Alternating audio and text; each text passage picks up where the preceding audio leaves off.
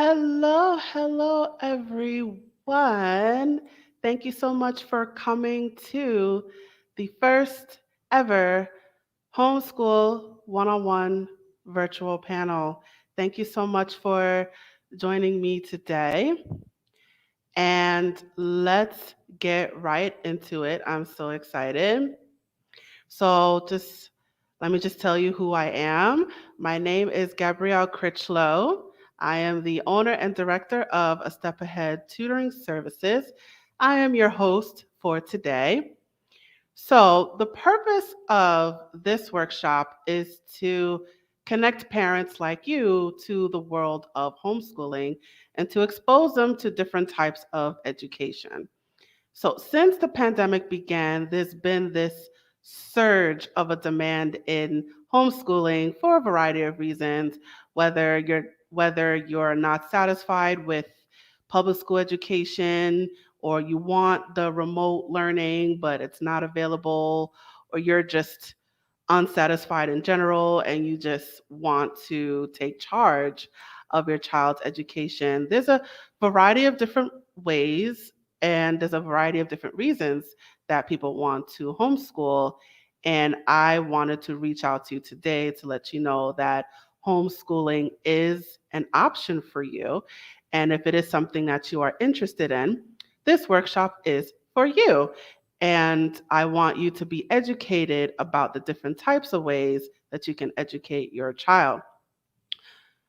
Furthermore, many of you may have heard about homeschooling, probably heard about it in passing, whether you heard about it in a positive way or a negative way. I'm sure you've heard the the scandals about the homeschooling and you just want more information, you just want to know what all the fuss is about. That's why we're here to address your concerns and your worries, and we're here to answer your questions.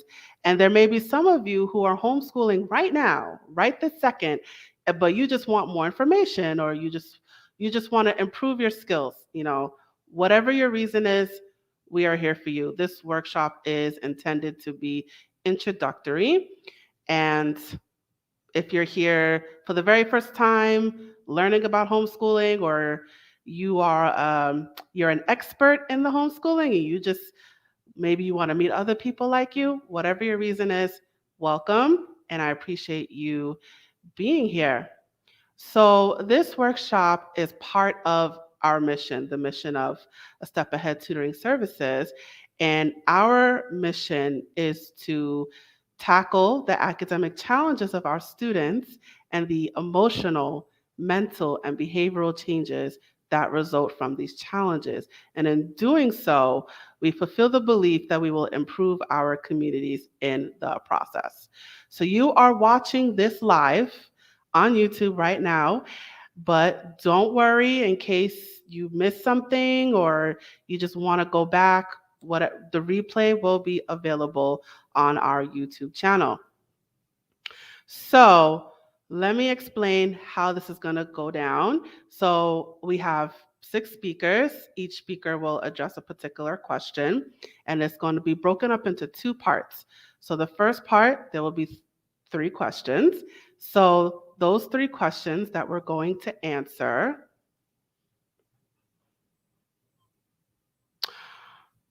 Let me get my banner. Hold on. So those 3 questions that we're going to answer.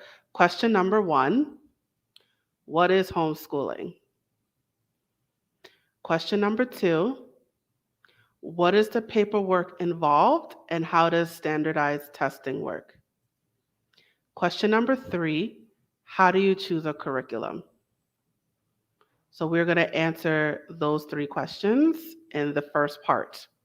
So now the second part will be the following 3 questions. What is a homeschool co-op? How do homeschool children get into college? And what are the stigmas about homeschooling? So those 6 questions we're going to answer today.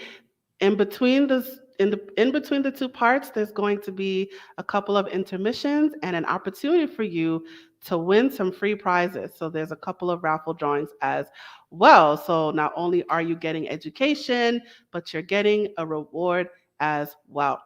So as we go through this workshop, if you have any questions as you hear the speakers speak, please put the questions in the chat because it will show up on my end and then I can put the questions up on the screen. So any questions that you have as you hear the speakers, please put them in the chat as we go along, and there will be a time at the end of the workshop that we will answer as many questions as possible. So any questions, anything that comes up for you, put them in the chat and we will address as many of them as much as possible. All right, so let's get into it. So I'm going to start off with the first speaker. The first speaker for today is Danielle Miller. So let me get her banner. Who is Danielle Miller? Let me tell you about her. Danielle Miller is a birth doula, lactation counselor, and an entrepreneur. She has spent the last 3 school years homeschooling her children. She is heavily involved in her community to help end racial disparities within the maternal wellness sector. So unfortunately, Danielle couldn't be here in person, but she was gracious enough to pre-record her answer and send it to us today. So I am going to play her answer to the question, what is homeschooling? Well, give me 1 second. So bear with me as I deal with all the technical stuff. So here is her answer to the first question, what is homeschooling? Hello, my name is Danielle Miller, and unfortunately I cannot be on the live call today, so I wanted to do this recording to discuss my topic on the panel, which is what is homeschooling. So what is homeschooling, right? I think that a lot of people have a lot of ideas about what homeschooling looks like, but really don't really have a good grasp on the concept, right? The biggest thing I would like for people to take away from what is homeschooling is that the word home does not do homeschooling justice. Homeschooling is really anytime you're being educated outside of the private and public school sector, and it's not in a traditional classroom setting. But homeschooling is not just limited to sitting at your kitchen table with your children or your children sitting in front of a laptop. Homeschooling opens up the opportunity for the world to be your classroom. The library is a classroom. The park is a classroom. The museum is the classroom. A trip to the grocery store is the classroom. Homeschooling gives you the flexibility to take that traditional sitting at a desk for X amount of hours and transforming it to where you can educate your children in the way that suits them the best. You can tailor it to their needs. If you have a child who is more hands-on, you are able to now give them tasks and give them assignments based on their own learning specific needs. So I think one point I would like to make is that in the recent events due to this worldwide pandemic we have been in, homeschooling has now become highlighted more than ever before. So a lot of folks confuse homeschooling with pandemic schooling. Pandemic schooling was not a realistic view of what it looks like to educate your child at home. We lost many of the outlets that we could utilize, some that I just named, right? My children and I would go to the library 2-3 times a week and use the blackboard and use the resources there and grab books. And when COVID hit, all of that stopped. We were no longer able to socialize with other children who were being homeschooled. We lost out on our play groups. We lost out on access to the museum. We lost out on access to just basic things like taking a trip to the store together and getting supplies for a science project, right? We lost out on a lot. So pandemic schooling, when a child was sitting in front of a laptop, being educated by someone on the screen, is not the same as being homeschooled. And I think that that point needs to be made clear of the difference. So if you know someone who is considering homeschooling or completely against homeschooling based on what they saw during the pandemic and how their child responded, it needs to be taken into account that that child was not being homeschooled, they were being pandemic schooled. And if they had the opportunity to be homeschooled in a setting where they do have those freedoms to utilize those outlets, and they are not sitting in front of a laptop, and they're not dealing with their own social anxiety around the pandemic, they may very well respond differently to that kind of education. Homeschooling, you as the parent are the primary teacher, right? You are taking on that responsibility. In New York State, you are saying that you will do majority of that teaching. So I think that that can be overwhelming for people when they have to think about that. But it's not a traditional school hour time, right? For example, a kindergartner may be sitting and learning for an hour and a half, 2 hours, and that could very well be the appropriate amount of instruction, because they're not, traditional school is set up in a way for work hours to be able to take place. Homeschooling does not require the same amount of hours as it would if your child was going to school.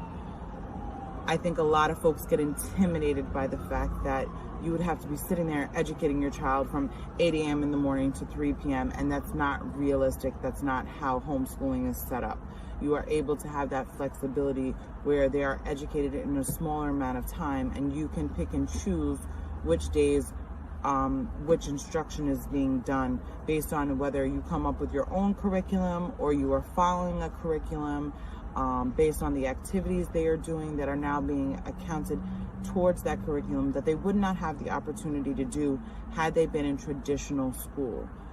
For example, my daughter takes horseback riding and improv during school hours, right? And that instruction is able to be applied to her education as part of her daily schooling.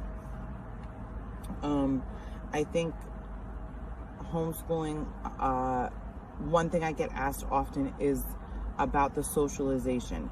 And although I was a little reluctant with homeschooling, I will say that it has pushed me to continue to have my children socialize in various outside activities besides school.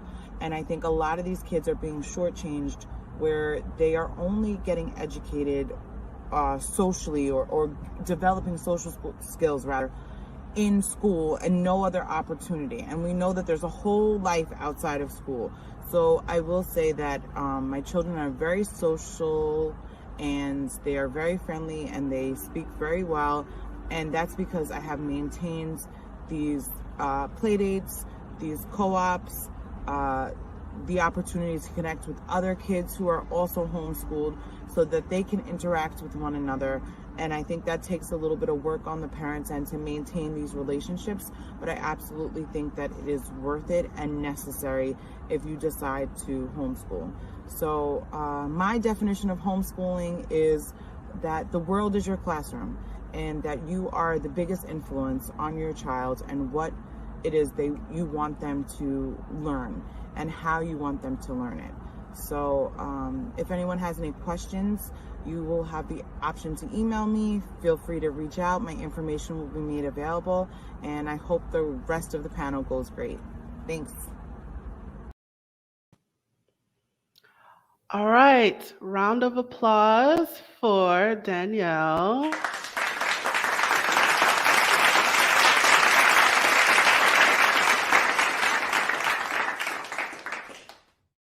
I had to be special.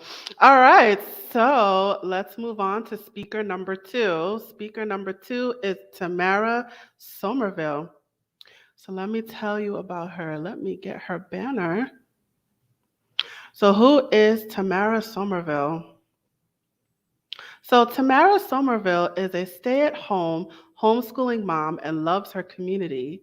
She co founded the Facebook group Westchester Homeschoolers to connect homeschooling moms like herself to other homeschooling moms in Westchester County in order to foster relationships, increase socialization among their children, and navigate the daunting paperwork for homeschooling in New York State. She also co authored African American Families Why We Homeschool, which is available on Amazon, and she is working on her solo projects. Lastly, she's currently operating her private consultation business for New York State homeschoolers. So I am going to bring Tamara to the front right now. Tamara, how you doing? I'm good. How are you? I am well. All right, take it away. So, I am going to be sharing a bit with you on some of the paperwork that is involved in homeschooling. And I know we have people in different states, and so it might vary slightly. And so, I'm not going to go into the details of like fill out this form or this is the name of this document, because you can simply Google that and you'll get that information as easily and very quickly. And that's pretty self-explanatory. For most parents, it has been, you look at some of these regulations, you're like, oh my gosh, what does this mean? And that's where we kind of get stuck. It's like we get stuck like a deer in headlights. And that was me. I like to tell people I've been homeschooling since before COVID made it popular. This is my 9th year homeschooling. And we have had an absolute blast. And I have spent hours and hours writing paperwork to fill out to say that I'm doing a good job with homeschooling. And that's really the heart of the matter. What is involved in the paperwork? Here in New York, we get a bad rep as to it's so hard to homeschool in New York. There's so many regulations, and there are a few other states that have a similar rep. And so the regulations vary from state to state. But we look at it and think, that's a lot of stuff to do. But realistically, it's a piece of paper and is nothing to be afraid of. And here's when we talk about when you start homeschooling, it's literally in New York State, it's one sentence. I plan to homeschool, fill in the name of the child for the 2020 blank blank to the 2020 blank blank school year. That's it. I've shared with my parents, I do run a Facebook group, about 1,500 parents in Westchester County, New York, and the surrounding areas. And we literally send out, you fill in the name of the child, add your address to it. It's a Word document. You just update it and send it. It's that simple. We sometimes get scared of paper, and it's not hard at all. And talking about just some of the things that I've had to overcome, we also have what we call the individual home instruction plan. And if you've had your child in school and you've familiar with what's called an IEP, it's something similar to that in that they're itemizing how is this child going to learn? And it can be as simple as just listing the books. And I have spent hours just trying to figure out what am I going to use? What am I going to use? And realistically, you submit it once and you're allowed to change it. You can update it without having to update the paperwork. So even though you have a plan of, well, I think I want to use this math curriculum, or I think I want to use this English language curriculum, then you start with it and you realize this sucks. My kids hate this. I don't understand this. I once had a math curriculum that I could not for the life of me understand. And I tried it for 2 years and then I finally ditched it. But it was the middle of the school year. And when I went back and read my regulations, I realized there's nothing in the regulation that says I have to update them that I change math books. And when we think about it, we get stuck with those little things. Oh, well, I can't change. Yes, you can. I'm not sure what I'm going to do. My first instruction plan for history said that we were going to watch a documentary on Amazon. That was our instruction plan. We were going to watch this documentary on Amazon for the year. We're going to take it episode by episode and discuss it. So it really doesn't have to be difficult. My first instruction plan for physical education is we're going to go outside. There's no textbook. We're going to run, we're going to jump, we're going to be involved in different activities. It's literally, they just want to know, do you have a plan, or at least an idea of a plan? So it's really not a whole lot to do with it. And then we have the quarterly reports. We know this, it's a report card. My first quarterly report was 4 pages long, because what I thought they were asking me is, tell me all the things you did with your child. But what I was really answering was, here is proof that I've done a good job with my child. Here is proof that I have met the requirements. Here is proof that I haven't just been sitting at home watching TV with my child. Y'all, it's that we're really looking for. What we're looking for is to answer the satisfaction of, I'm good enough as a parent, that my kid isn't being shortchanged. That's really what we're getting at. It's not that the school's requiring all this extra steps. And think about it. The professionals, when you get a report card from your child's school, it's a column with either letters or numbers. That doesn't tell you anything of what has been covered during the school year. It doesn't tell you anything about what the child actually knows. It just tells you, based on their grading practices, your child has an A. But what does that mean? Based on the school's grading practices, your child's at a 91. But what can they do? And so one year, strictly out of laziness, I just decided I'm going to give them back the same thing they gave me. Now, I've been in 3 separate school districts, actually now 4, and no one has ever balked at this. And so I realized, I was driving myself crazy with this paperwork. So we had to submit the same quarterly report each quarter, 4 times a year. And I just decided, okay, I'm going to give them back 1 column first quarter, next column second quarter, next column third quarter. And no school district, no superintendent has balked, because that's what they give out as school districts anyway. And so it's not something they're unfamiliar with. So you decide on your grading strategy, you decide on how that's going to look. And it really, there are some states that require something a little bit different, where you do need to keep, let's say, a portfolio is the word I'm looking for, a portfolio of what has been done. But again, it depends on your state. Just look it over, and if you get stuck, you can contact HSLDA as far as how you're going to handle that. I'm actually in New York, which is one of the harder states to homeschool in. And then here's the area where people tend to get really hung up, is the standardized testing. How do I know that I have done a good job? How do I know that my student has actually learned something? Again, different states have different requirements for how you do the testing. In New York in particular, we have a list of over 30 different tests that you can take. Depending on the grade of your child, you may not even need an assessment that year. Let me rephrase that: a standardized test assessment. You always need to do an assessment each year of how your child has progressed through the year. On years that our state doesn't require a standardized test, it's literally a write-up from me as their instructor to say, my child's completed all the, up 80% or more of the work that was originally listed on our instruction plan. And that's it. It is really about, what do the regulations say, and how do you maintain them? How do you achieve them? And I tell people this, I tell families this all the time: keep it simple. Most of what we get stuck in, most of what we stress over is really in our head of, did I do a good job? Not, is this what they're requiring? It's, did my child learn? Not, did I satisfy the needs of the report? And so you have to look at really what the regulations are saying. And if you take a look at, for those of you who are in different states, take a look at the HSLDA website, and they'll tell you what your state requires.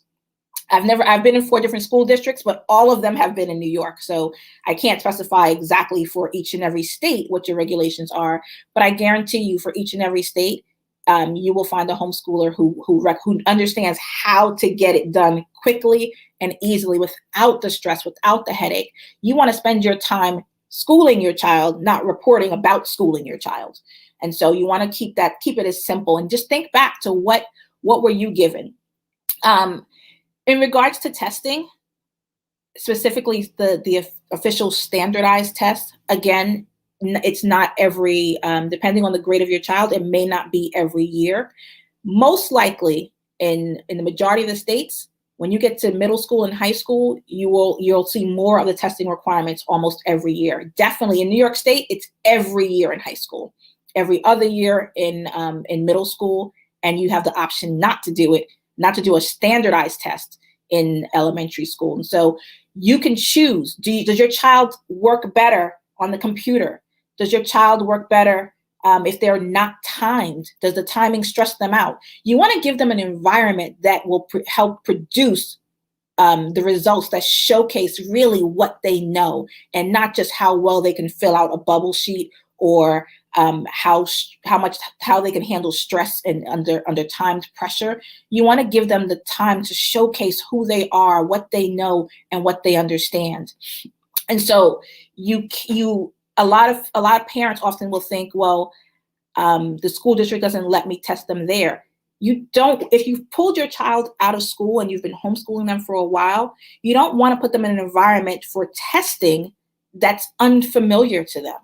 So if you can keep them home for the test, consider doing that, whether it's proctored by you, meaning you can oversee the exam yourself, or there are other regulations for proctoring the exam. They can be done online, even as young as there are tests as young as grade 4. You can be done online. And so you really have the option of how you want to test your child, and you have the option of how often you test. Some parents will test at the beginning of the year and then again at the end of the year. But which test you use is up to your state, and then up to your preference. I have used for many years an exam called the PASS exam. It was written specifically for homeschoolers. It is untimed. It can be given by the parent. You order it. I think the company is Hewitt Homeschooling. We have switched for high school to the SAT test, which is online, and then we switched. We've also used the California Achievement Test, which is also online. Those were quick. If you have to order a paper exam, you need to give yourself time to actually get it. But the online ones, you actually can order it the same day, take it the same day, get the grade the same day. So it depends on really how you want to approach that. But again, the thing I want to stress for you is to take the stress out of it. Take the stress. We are stressing ourselves over paper. You fill it out the best of your ability. Even if there is a question that they have for you, consider going back to your regulations. The better you know your state's regulations, the easier it will be to answer their questions.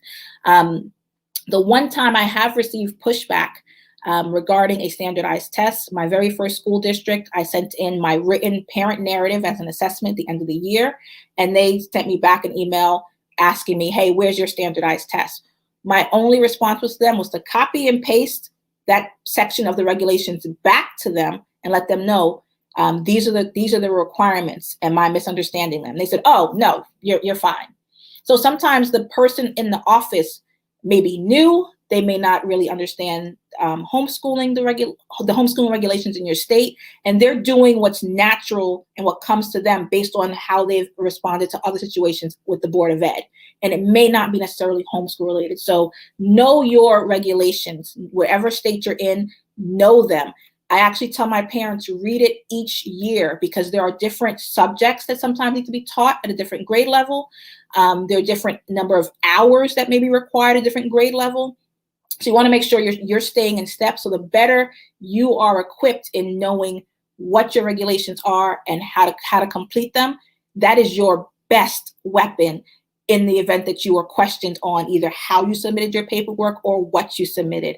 Another area where I was brought up and questioned on my paperwork one time one of the regulations states the instruction plan asks for the child's name, age, and grade.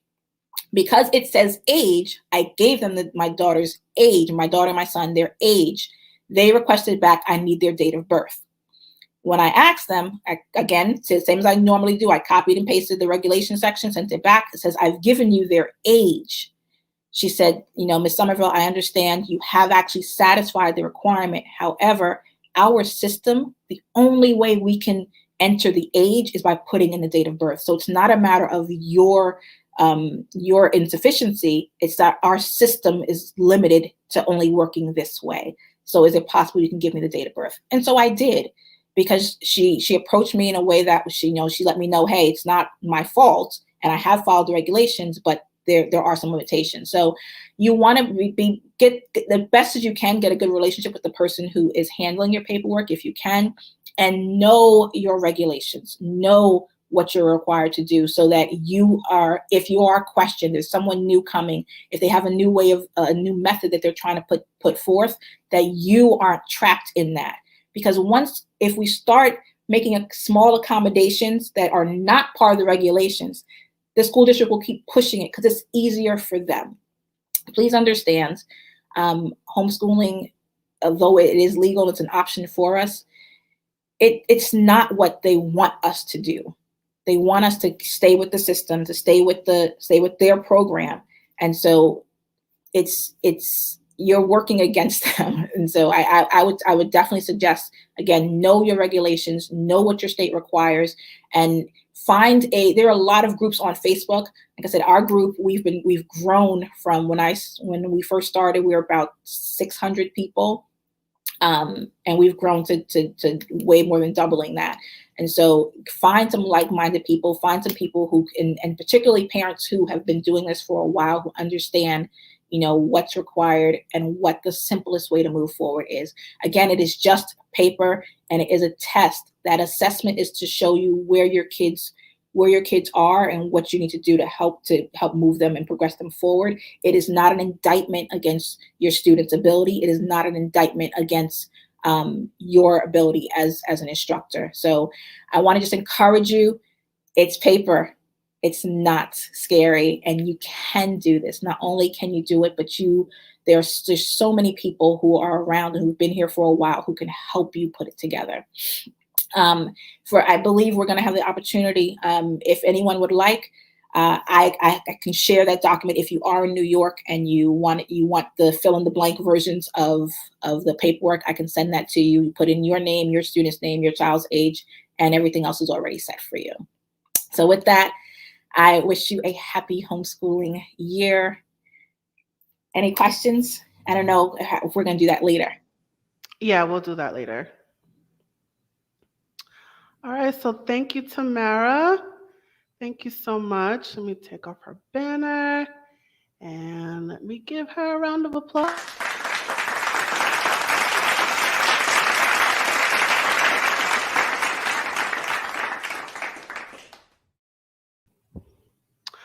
All right, thank you so much for that. So before I move on to the next speaker, I just want to emphasize that this workshop is pretty generic across the United States.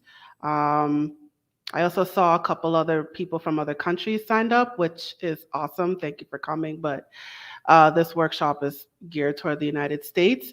So there was a website that kept coming up, and I want to put that up on the screen. And I want you guys to memorize this website, write it down, tattoo it, whatever you got to do. Memorize this website. It is the Homeschool Legal Defense Association. So this is the website where you go to. They actually break down the laws of every single state and even a lot of countries as well. My voice is going, sorry. But this is the website that you need to memorize. So this workshop is very generic, but you need something specific for your state. I want you to go to this website, hslda.org, and there is literally a breakdown of the homeschooling laws in every single state and in a lot of countries. So write this website right now, tattoo it, put it on your phone, whatever you got to do. This is your go-to website. All right, so I am going to bring the third speaker to the stage. Her name is Sandra Price Blyden. So let me put up her banner. And who is Sandra Price Blyden? Let me tell you who she is. Excuse me. Sandra Price Blyden was born on the Caribbean island of Antigua, West Indies. As an infant, she left Antigua, and relocated to St. Thomas, which is in the U.S. Virgin Islands, where she currently is a resident. In 1989, she graduated from Hampton University in Hampton, Virginia, with a Bachelor of Arts in Elementary Education. In 2013, Ms. Price Blyden also completed a Master of Science degree in Reading and Literacy from Walden University. She has been an educator in the U.S. Virgin Islands for 30 years. 16 years into her teaching career, she became a literacy coach in charge of implementing the evidence-based reading curriculum on the upper elementary level. After 6 years as a literacy coach, Ms. Price Blyden returned to the classroom to continue her career in education. Then she officially launched her business, Blyden Curriculum Consulting LLC, in 2018. Ms. Price Blyden retired in August 2019 and spends her time enjoying leisure activities and serving the clients of her consulting business. I'm going to bring her to the front right now. Hi, Sandra. How are you doing? Hello. Hi, everybody. Good. Hello. All right. So you're going to answer the question. Let me pull it up. How do you choose a curriculum? So let me get your little banner here. And you have some slides. So give me a second, guys.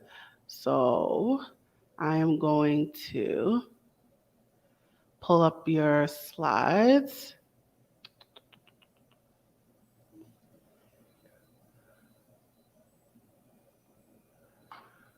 All right, and then I'll make it full screen mode. All right, Sandra, you can still hear me? Yes, I can. All right, take it away. Good afternoon again. And we're going to do curriculum your way. Next. Okay, so you have about 7 days into the school year, and it's your time to homeschool. However, even though you have all of the books, you have the desks, you have all the nice supplies, your children already.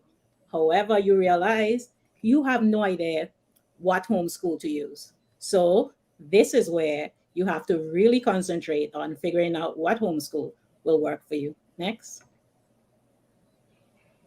Now, what curriculum will work for you? Sorry. What is a curriculum? Now, we have a lot of different explanation of what a curriculum actually is, but we also have a technical definition. A curriculum is a guide that contains a sequence of planned experiences where students are immersed in content and the application of skills. This curriculum must contain goals, methods, materials, and assessments in order to support and facilitate instruction and learning. Next. However, we also have to think about the homeschool parent and how they may see a curriculum, how you need to see a curriculum that is based on your need. A homeschool parent may add that a curriculum consists of planned experiences that must be arranged, designed, and organized to fit what his or her family desires and needs at a particular time. A curriculum for a homeschool parent must be centered around what he or she thinks is best for the successful growth of her own child. Next. Now, into what categories can curricula be placed into? And I have my nice view here of the wonderful pot of a lot of delicious seafood. That's just to give you an idea of the variety of curriculum that we have. There's so much out there to choose from. You need to limit it. You need to organize it. Next. Now, one of the first things we can look at is the philosophy of homeschooling. What type of homeschool do you have? Or do you think that you would like to have? In what ways do you or would you present content knowledge? Or what guidelines or methods should you adopt that is a fit for your home? Next.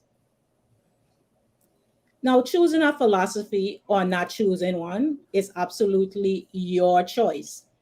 Now, you may need to take a very good look at your child, and that's one of the things that you certainly need to do. You need to find out what is the best thing for your child, how your child would respond to the different type of curriculum. You need to make sure that that child is kept engaged, and you want to make sure that that child excels in all of the subject areas that is required, and still keeping your philosophy and your purpose in mind.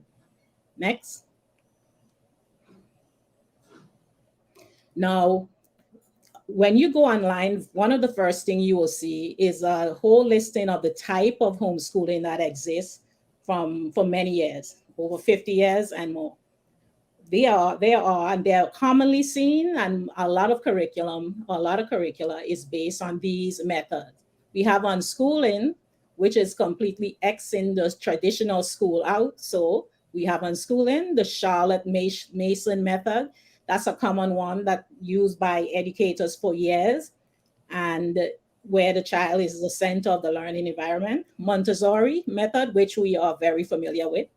The eclectic method, that's when a parent decides they are going to use all of the different type of curricula together and do it based on what is best for them.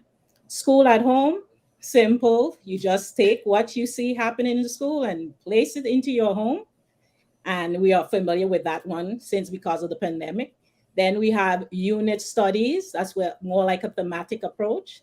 And then we have the literature-based method that just use books and center all of these texts around content knowledge. Next.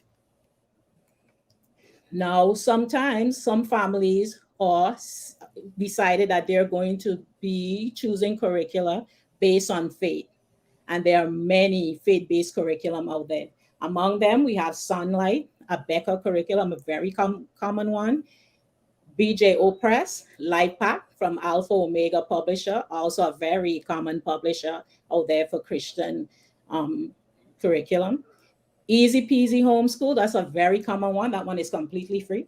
And we also have the Alpha Omega Academy. Next. We also have homeschool based on ethnicity, cultural, or anything that has to do with the race of a particular parent or family. Now, there may be parents who prefer curriculum from only these vendors or instructors who are African American, Native American, Hispanic American, and much more. They feel that it may be a way for their child to be immersed in the culture, beliefs, and history of that race or the ethnic origin. There's some African American homeschool curriculum out there, some Native American homeschool curriculum, but it's not that many. And I'm just choosing a few of them so you could see a sample of what's out there. I looked at Liberated Minds Institute, and I was very interested in that one for African American homeschool curriculum. And there was some interesting ones for, one of them are called for Native American, Native Knowledge 360 Degrees. Next. We have some more. I didn't really find much for Asian American homeschooling. We have to remember that there are only 3 to 4% of the United States school-age children that are actually homeschooled. So that's something to keep in mind. Hispanic American homeschool curriculum, we have Lemon Has and Nobis Passim. Next. Now, you will have to consider, when you have all of these different type of homeschool, you have to consider whether you need the printed version or you need an online version. You may find that your child is most able to work with printed curriculum. Others parents say, no way, the child prefers most of the time to do the curriculum online. Sometimes it may be easier for a parent to do the curriculum online, but you have to remember to keep what your child preferences in mind also. Next. Now it's your time. You're going to go online. You're going to go through all the different websites and try to put everything together. Next. Sticking, of course, to your budget. Now, what I have here is a selection of many of the different type of homeschool curriculum. I have the website. These websites are very important. Curriculumstore.com, teacher created material. You can find many textbooks, many different curricula, all of them organized in different ways. And you can find printed curriculum. I have here 180 days of practice and spectrum workbooks. Everybody loves those. Then we have full, online, and accredited. These are very important because there are certain districts or states that require curriculum to be accredited. MIA Academy, American School of Correspondence, Acellus Academy, and Bridgeway Homeschool Academy. Now you have some homeschool that are full curriculum, which means it includes all of the subject, but they are not accredited. Those include Power Homeschool, Time for Learning, and Barbarella Learning Academy. Remember, for elementary, you don't always, most always don't need something that's actually accredited. Then you can find single subjects where you could find just reading curricula, just math curricula. It depends on the company and what they are mostly focusing on. Next. And this homeschool curriculum guide, this is commonly found everywhere on Facebook. I never have seen anybody credited for creating it, but I think it's really awesome. It shows the traditional type of homeschool, and it even has certain other different type of homeschool, or even just resources that you can check out so you can have a better idea in your searching process. Next. Now, very importantly though, what subjects should you teach? Good to know that 30 out of the 50 states have requirements on what subjects to teach. However, not all of these states actually enforce these requirements. So sometimes some parents just don't teach everything. It's up to you, and you always need to check with your state. Now, the complete curriculum packages tend to have all of the core subjects included, and these core subjects are reading, language arts, social studies, science, and mathematics. But it's very important for you, if you have a child entering into high school, that child needs to focus on the graduation requirements for that state. It's very crucial because there may be requirements for a certain number of years in mathematics, and they also are a certain amount in social studies, and they look at the credits and they look at these courses before they decide to issue you a diploma. Remember, this is based on your state or territory, because the Virgin Islands is a territory. Now we have to figure out what the university requirements are. There are certain universities that require these certain subjects also. So you have to determine in advance what university accept homeschool diplomas or homeschool children. Now, electives that homeschoolers usually adopt are similar to the ones that you find in the traditional school, like music, you can have visual arts, dance, and foreign languages. And there are some requirements for electives also in some states. If you are a homeschool parent, you might just want to add things like life skills, finance, nature. But again, you just need to check to make sure what requirements are necessary, and you can add in your own. Anything, because it's your homeschool. And next. Now, this is one of my favorites websites, A to Z Homeschooling. And that has like so much resources, information about everything, literally A to Z on homeschooling. You must check that one out. Next. Now, these are 5 non-negotiables. These are very important items that I feel that if you want to have a successful homeschool, you must keep in mind. You need to assess your child to determine strengths and weaknesses.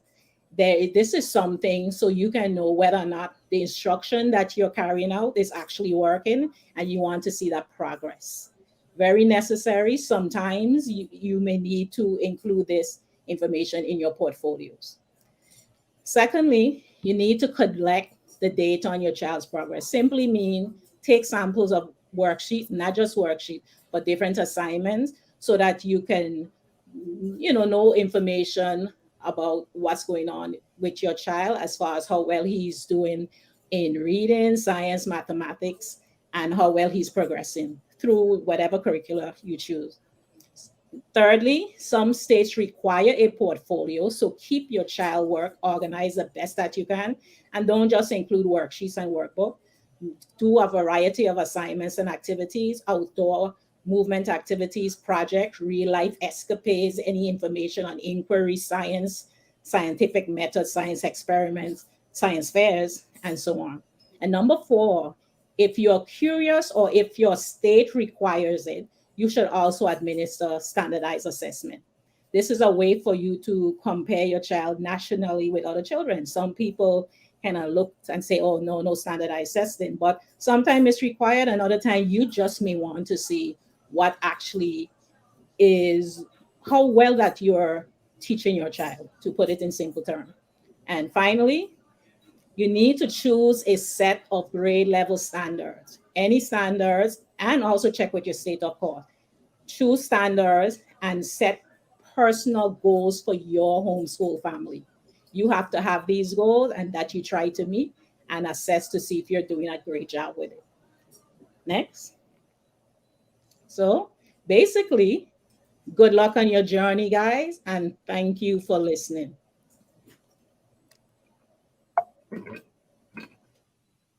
And thank you, Gabrielle, for the PowerPoint. No problem. Okay. All right. Thank you so much. Okay. Let me just turn off her. All right. Let me give you your.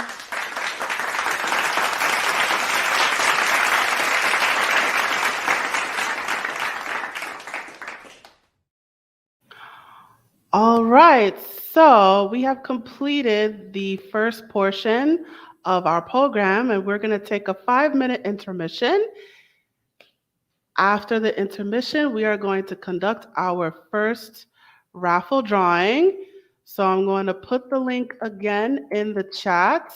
If you have not signed up for our raffle already, please click or press, if you're on your phone, click the link and it'll take you to a raffle form. Fill it out during the intermission. So I'm going to let you process all that information. And again, if you have any questions about anything that you've heard so far, please put it in the chat and we will address them at the end of the program. So we are going to take our first intermission right now.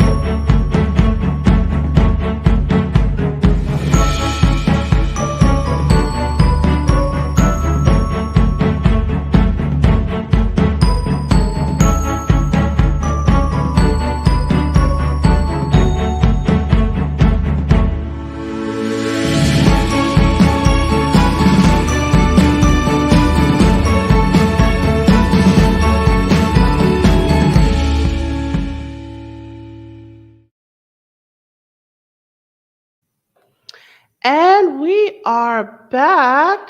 All right, raffle one, close. No more, don't submit anything. You can try again later. All right, so I am going to draw the first one, which is sorry, I'm looking at my side computer, which is number 25. And the winner of the first drawing is Cheryl S. from Kansas. Congratulations. You are the winner of a $100 gift card. So, congratulations to Cheryl S. from Kansas. Awesome. And I'll reach out to you after this for your prize. And drawing number 2 is number 9, which is Larissa M. from Maryland. So congratulations to Larissa M. from Maryland.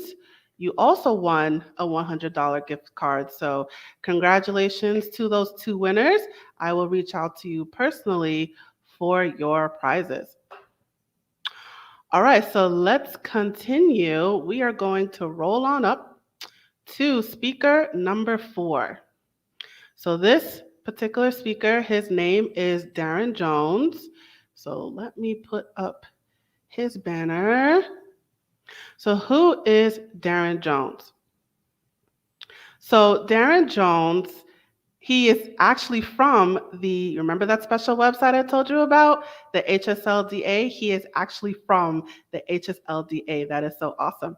And he has worked there since 1996, first as a legal assistant and then as an attorney in various capacities.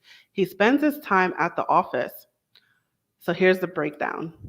40% talking to members in legal difficulties, persuading them that it is not as bad as it could be, and HSLDA has got their back. 40% advising homeschool group leaders about everything from crafting statements of faith, he prefers the Nicene Creed, I hope I'm pronouncing that right, to designing policies to protect children at co-ops. 10% writing legal briefs and wondering how in the world documents of 30 pages can possibly be called brief. 10% keeping HSLDA and its sister organizations in compliance with the charitable solicitation laws of way too many competing jurisdictions. And 100% advocating for the fundamental right of parents to direct the education of their children. Darren and his wife, Sarah, homeschool as a team and have graduated the oldest 2 of their 4 children. He enjoys board games, teaching Sunday school, and speaking at homeschool conferences around the country. So I am going to bring Darren to the stage. Hi, Darren. How are you doing today? Good, thank you. And thanks for having me on today. Fabulous, fabulous. All right, so I am going to pass the baton to you. Okay. So the question that you'd asked me to address is, what is a homeschool co-op? And that's kind of like asking, what is a house? All right. When I say house to you, you may have in your mind kind of this, nice little roof and a square underneath it or something like that. Or you might think of the house you grew up in, or you might think of the houses you drive past that are what my wife's family calls houses way too expensive for anything we will ever be able to afford. So homeschool co-ops, kind of in general, it means a place where homeschoolers are getting together, usually for classes or for some activities. So I was actually homeschooled my last couple years, grades 11 and 12, and I was part of a homeschool co-op. There were 7 families in our church who had chosen that year to start homeschooling. And so the parents decided, most of the homeschooling is actually going on at home. Although I did appreciate one of the earlier speakers pointing out that homeschooling actually often isn't done at home. There's lots of other places where it can go on. But every Monday afternoon and Wednesday afternoon, we 7 families, the kids and some of the parents would get together And we would do things there that are easier to do in group formats. So, for example, we did a geography class where we had geography games and competitions among the 15 kids who were in the co op. We did a drama class where we not only got to do soliloquies and practice uh, acting out scenes, but we actually wrote and put on an entire play. That's something that's easier to do when you have a group of kids rather than just three, like in our family. We did public speaking. And trust me, there is a difference between standing up in front of just your two siblings and your parents and talking about something, and standing up in front of 14 other kids and a few parents and talking about something. Uh, I actually liked them both. I have never been one who is shy about public speaking. I love it actually. But that's kind of what I think as a homeschool co-op. And that often has been kind of the traditional view of homeschool co-op through the 80s, 90s, early 2000s was a group of parents get together. There's really no money changing hands, or maybe just a little bit. The parents are the one who teach the classes, and it's one, maybe two times a week. And nowadays you have homeschool co-ops that are like that, or maybe they just get together once a week to kind of hang out at a local youth center. In 2018 and 2019, that's the kind of co-op that my family did. Our kids were friends with some other homeschoolers, and we just rented out the local youth development center. Some parents would bring things like liquid nitrogen to show the kids how that worked, and we rented a gym so you could run around. And I taught some classes on history, and my wife did classes on writing, but it was more formal. We actually incorporated. There were membership dues because we had to pay money to rent out the building. And so it was a little more formal, but not too much. However, I talk with homeschool group leaders all over the country, and homeschool co op to some people means I don't have time to homeschool my kids, and so I am going to bring them this group of homeschoolers, and they will actually do a large majority of their homeschooling there. Now, there are some states where that is very questionably legal, and if you want to talk about that later, feel free to get in touch with me at HSLDA. But I say that just to say there's a whole bunch of there's this wide range of what a homeschool co-op is. I've talked with co-ops, for example, in Tennessee, who just meet together one afternoon a week, but it's for 500 kids, and they're renting out a really big church to do it at. And they have 30 to 40 teachers teaching all sorts of interesting classes and activities. I've talked with co-ops where their focus is on field trips. And so, for example, they might do field trips to a museum one month or to a local wild animal center another month. There are some co ops that exist just to give the homeschool students an opportunity to do community service. So maybe you're getting together one week to serve at a local soup kitchen, and another one you're getting together to help an elderly person paint their house. Getting teens together to do service, I think, is always a great idea. So, what is a homeschool co op? It's a place where homeschools get together and cooperatively work to teach their kids. It might be by hiring a teacher who has some special academic skills that the parents don't. For example, my wife and I tend to focus uh, on the liberal arts. My wife is a freelance writer. I'm a history nerd.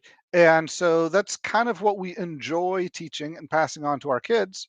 When it comes to things like math and science, that's something we can do up to a certain level, and then we start looking around to outsource. Sometimes that's through a homeschool co op, sometimes it's through an online class. Your family might be similar. So, if you have a need for your family that you think your family isn't necessarily going to be able to meet, well, that's the perfect place to start looking for a homeschool co op. There are a number of places you can find co-ops. I recommend usually start with your state homeschool organization. So, for example, if you're in, I'll just use an example. If you're in New York, since a lot of our viewers are from there, you can get in touch with Homeschool New York, also known as New York State LEA, Loving Education at Home. And they have both a state group and local chapters as well. And so you can get in touch with them and say, hey, where are the co-ops near me? If you're on Facebook, you can just search for homeschool co-ops near me. I've done that. I've run across several online groups that also have in-person meetings around my house. HSLDA.org actually has a feature on it where you can search for a group near you. Just plug in your zip code and you'll get all the groups that are listed on our site within 250 miles or so. So I tell homeschoolers, especially those who are new to it, um, don't go into homeschooling thinking that you have to do it all or even that it's a good idea to do it all. Because, well, as homeschoolers, we definitely want to be involved in the instruction of our kids. And for most of us, that means we'll be their primary educators and certainly the ones who are setting up their classes and such. But there is a real benefit, as one of the previous speakers said, to making sure that your kids have opportunities to socialize with others. And homeschool co ops are a great way to do that. So, if any of those sound interesting to you, check out homeschool co ops.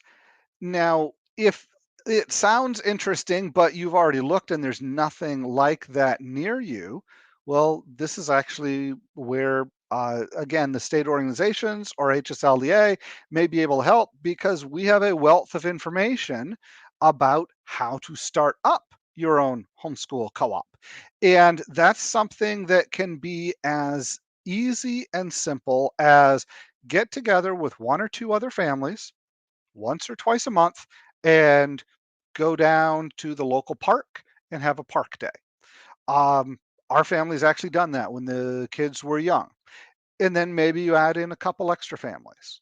And then maybe as the kids get older, you have someone at you who comes to the park and does kind of a physical education class with the kids every week or so. And that co-op can just grow and grow. Or you might go all out and you know what? You are going to put together the best program ever. And so you set up a nonprofit organization and you start inviting 100 kids to come to this local church. And there's going to be classes and you'll be meeting on Monday and Wednesday. And then you'll actually have some people who will be doing online tutoring sessions on Tuesday and Thursday and Friday to help out the homeschool families who are just getting into this. And of course, you're going to have to charge for that because that takes money to do. And all of those things kind of fall under that. What is a homeschool co op? So, again, it's kind of like saying, what is a house? What does your homeschool program need? What does your homeschool program want? And what are the needs of your kids? I like being able to homeschool because I've got the flexibility to look year to year and say, this year we are doing this kind of co op. Some years we aren't involved in a co op, some were involved in a couple of them. So it really is up to you as a homeschool family. So that's the question, what is a homeschool co op?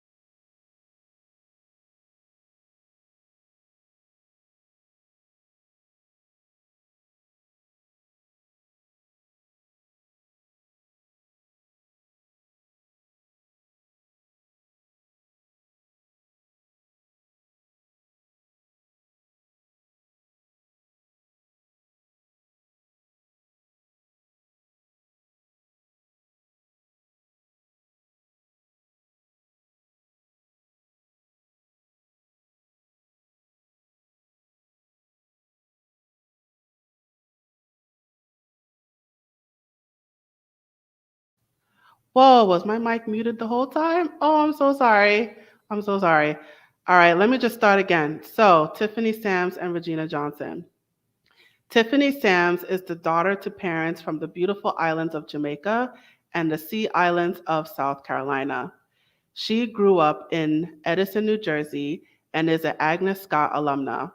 She has 10 years in the legal field, including juvenile mediation and remediation programs. She also has 10 years experience in child advocacy, high school mentorship, and education. She's been a resident of Atlanta, Georgia for 20 years. And she's a mom to a 5-year-old explorer. Now I'll discuss her co-presenter, Regina Johnson. Regina is a native of Silver Spring, Maryland, and currently lives in Burlington, North Carolina. She has served as an assistant principal, director, and many more positions throughout her 33-year career. She's also taught multiple subjects at private schools, universities, nonprofit organizations, and government workforce programs. Her 7 sons have made her the proud grandmother of 7 grandchildren. She used her corporate America human resource skills to help co-found and open the Academy of Pivotal Learning with co-presenter Tiffany in September 2021. I am so sorry about that, you guys. All right, so I'm going to bring both of them to the stage. Hi, how you guys doing today? Doing well. Awesome, awesome, awesome. Okay, so I'm going to pass the baton on to you two. Okay. Go ahead. Well, Regina, did you want to lead? Tiffany's going to do the presentation, and I'll do the 30-second commercial at the end. Oh, okay. All right, cool beans. All right, so the question, the ever-present question, when you are a homeschool parent and you have a college-bound or tech-bound student, the question is, how do I get my child into school?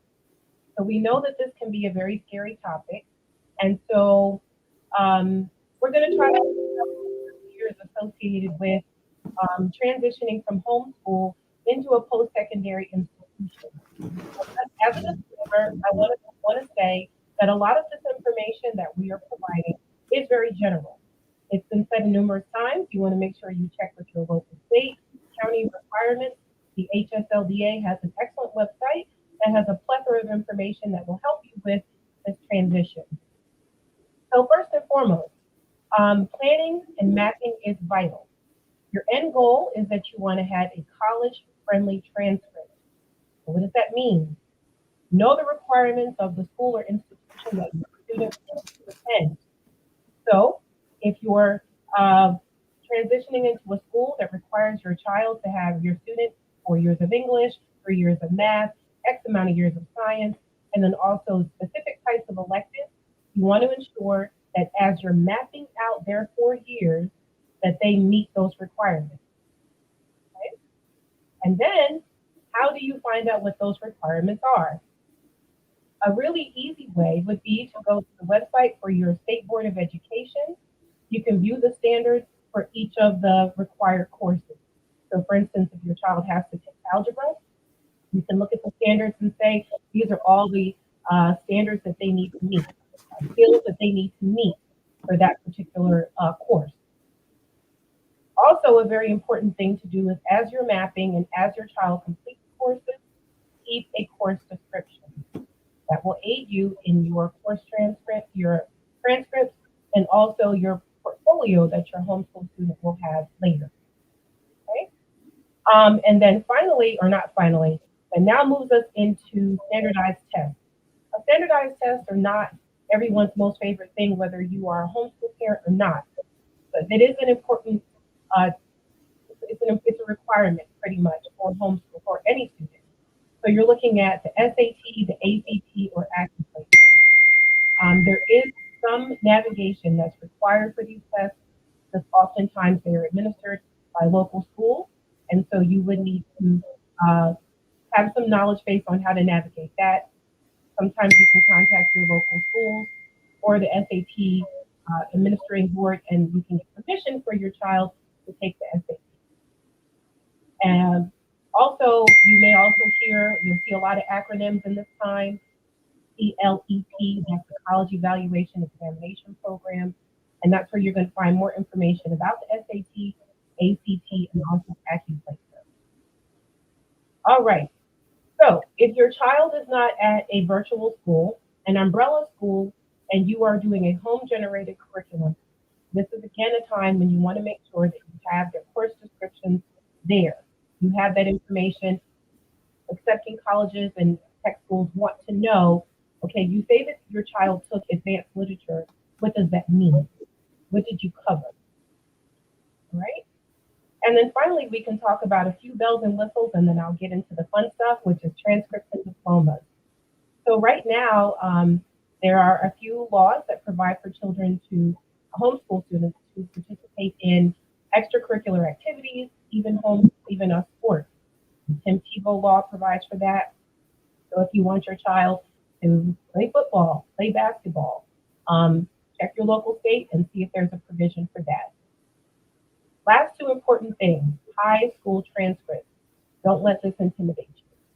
High school transcripts are simply an outline that tell the accepting school what your child completed.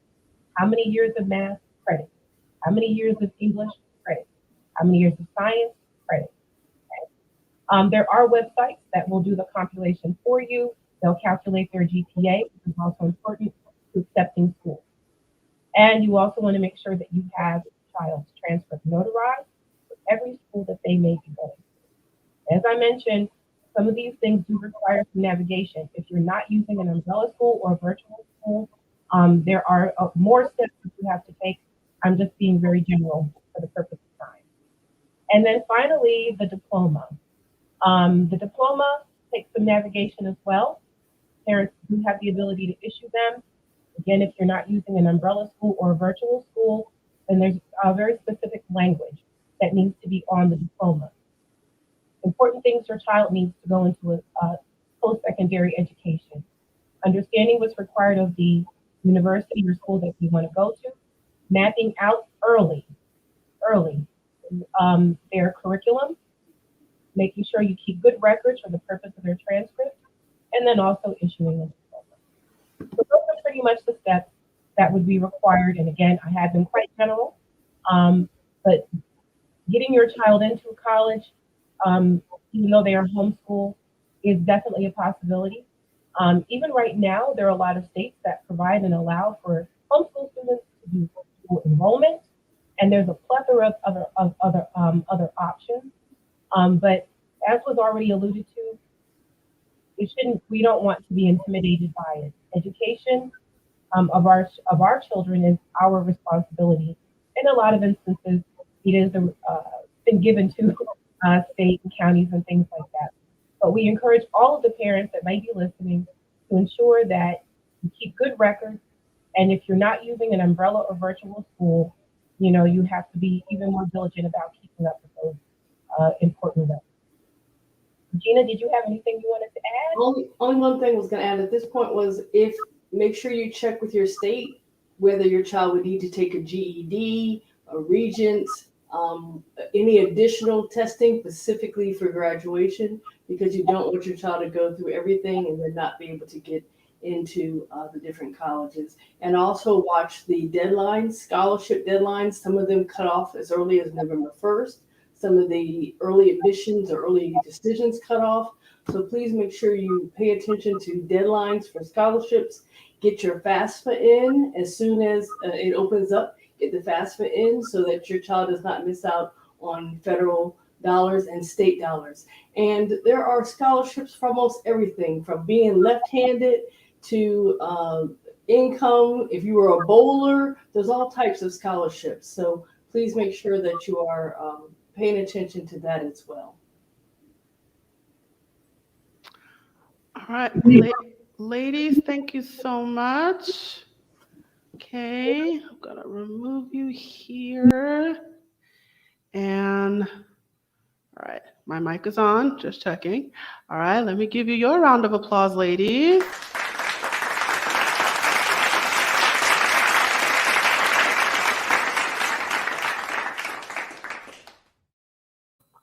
Okay, and we have made it to the final speaker of the day. So her name is, I'm going to try to pronounce her last name, guys. Her name is Betsy Yele Savchik. Hope I got it right. So let's call her Betsy J.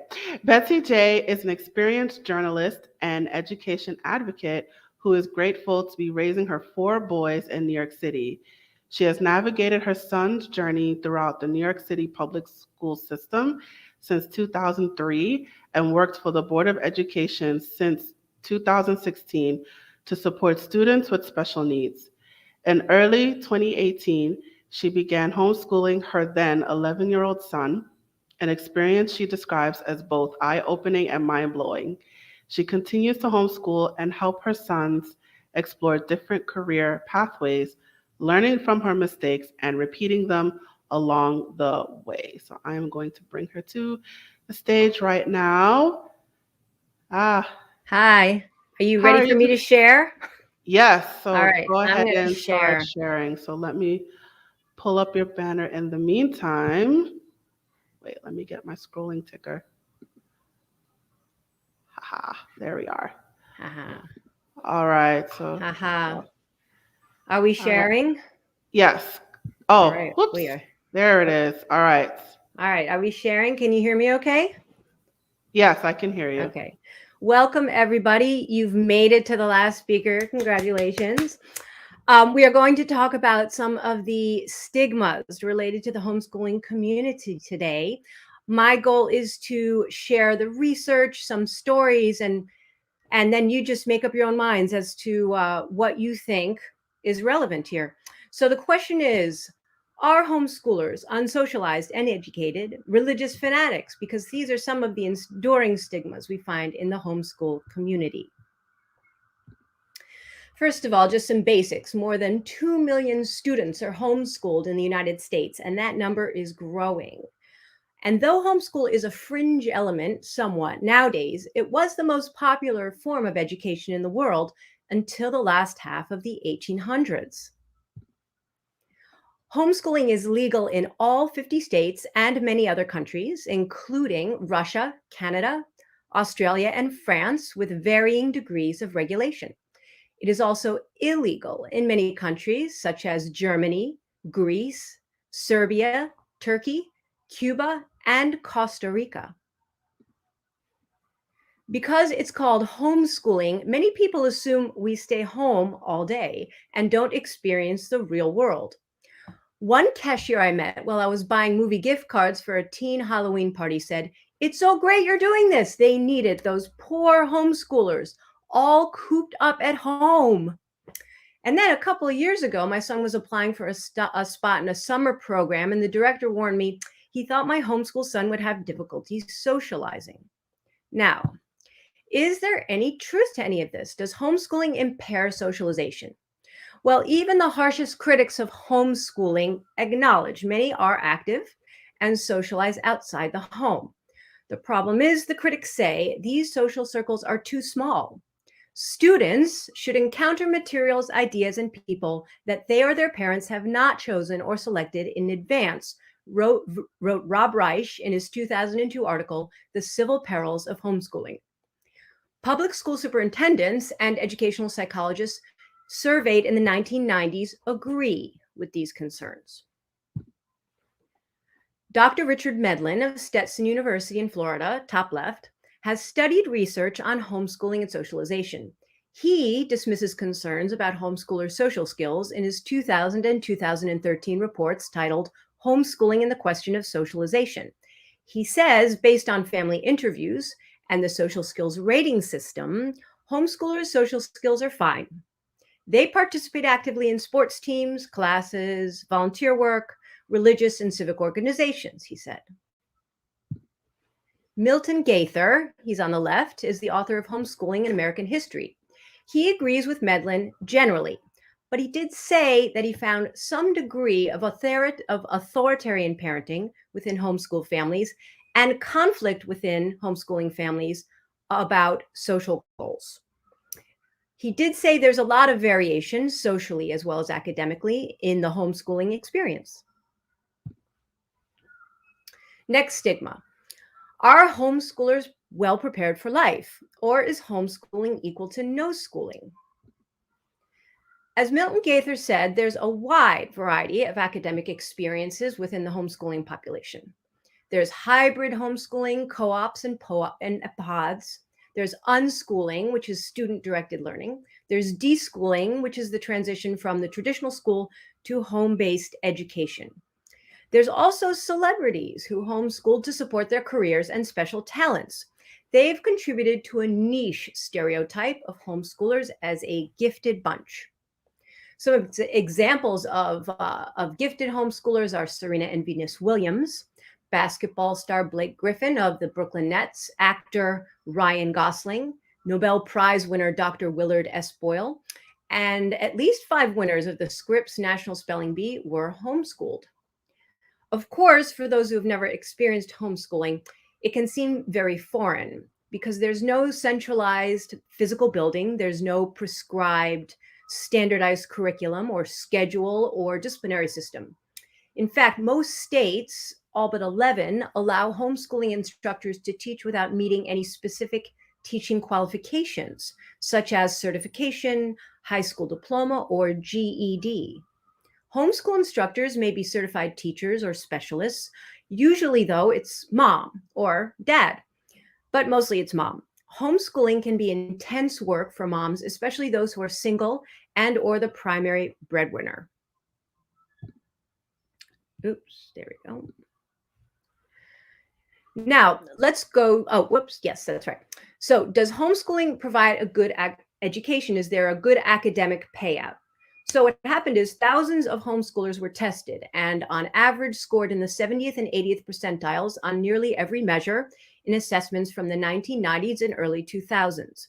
However, homeschooling parents themselves proctored and reported the results. And while the sample group was large, it wasn't representative of the total homeschool population because the families were primarily white, married, and religious with similar education backgrounds. The study was sponsored by the Homeschool Legal Defense Association, which is, as we already mentioned, a Virginia-based homeschool advocacy organization. In his 2020 report, Homeschooling: An Updated Comprehensive Survey of the Research, this report spotlighted smaller studies that controlled or factored in parental involvement, income, and education level. These studies concluded that homeschoolers performed about the same as conventionally schooled students on a critical skills and thinking test, the ACT, and the SAT. There was one difference. They tended to do better in the verbal tests than on the math tests. One larger study from 2014 showed homeschooled students underperforming conventionally schooled students on the SAT in selective college attendance and in job salaries. Robert Kuntzman, who's on the right in this slide, authored the 2020 report with Milton Gaither. They are on the board of the International Center for Home Education Research. Kuntzman says the jury is still out on whether homeschoolers are prepared well academically and for life. He spoke at a virtual summit on homeschooling hosted by Harvard. There he said, "Are homeschoolers prepared for life? Based on the representative samples, the data are mixed and inconclusive."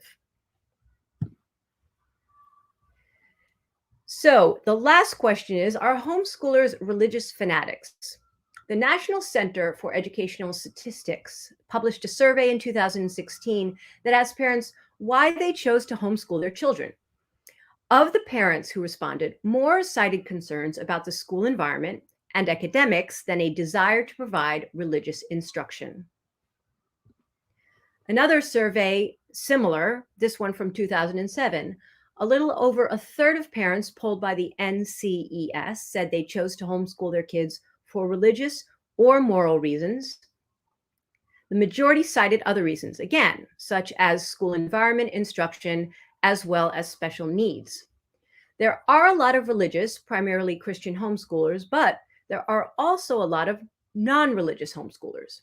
Christian homeschoolers support the Homeschool Legal Defense Association. There's a lot of religious homeschoolers who are Christian who work for them. And religious Christian groups also put together a lot of faith-based curriculum materials and co-ops, but there's also non-religious secular types of curriculums out there as well. A few religious homeschooling families have received publicity in connection with child abuse allegations.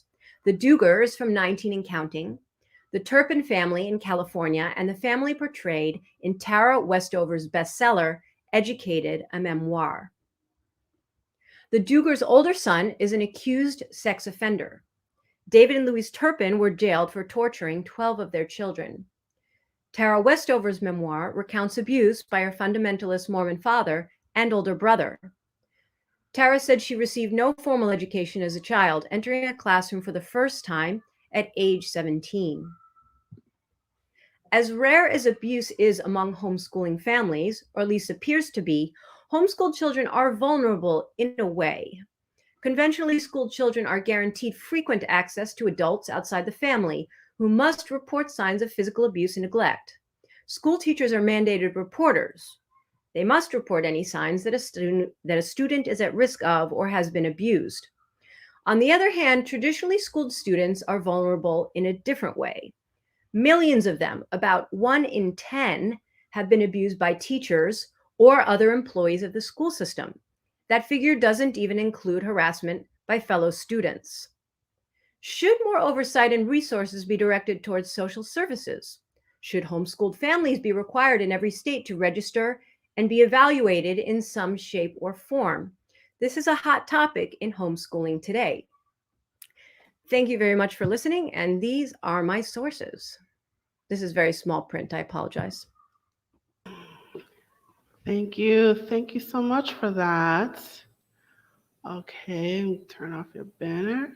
And let me give you your round of applause.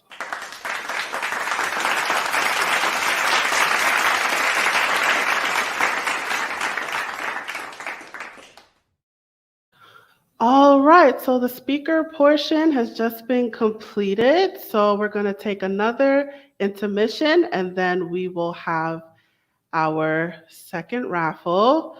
So if you haven't signed up for the raffle already, let me just repaste the link. Oh, that's it there. All right, so that's it on the screen. So if you haven't signed up for the raffle already, there is the link on the screen. And we're going to take another, or you could probably scroll up in the comments and just press the link. It's a hyperlink. So we're going to take another intermission, and then we will have the second raffle, and then we will jump into the question and answer portion. So we will be right back.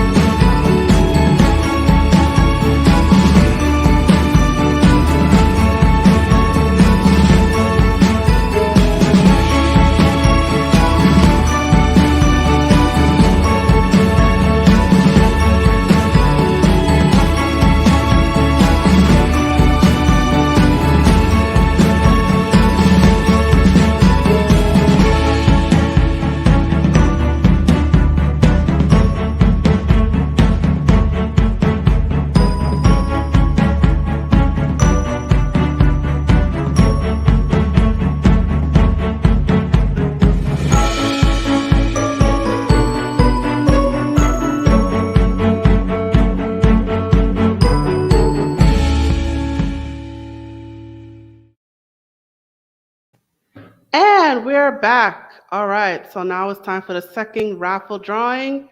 Submissions are closed. No more submissions.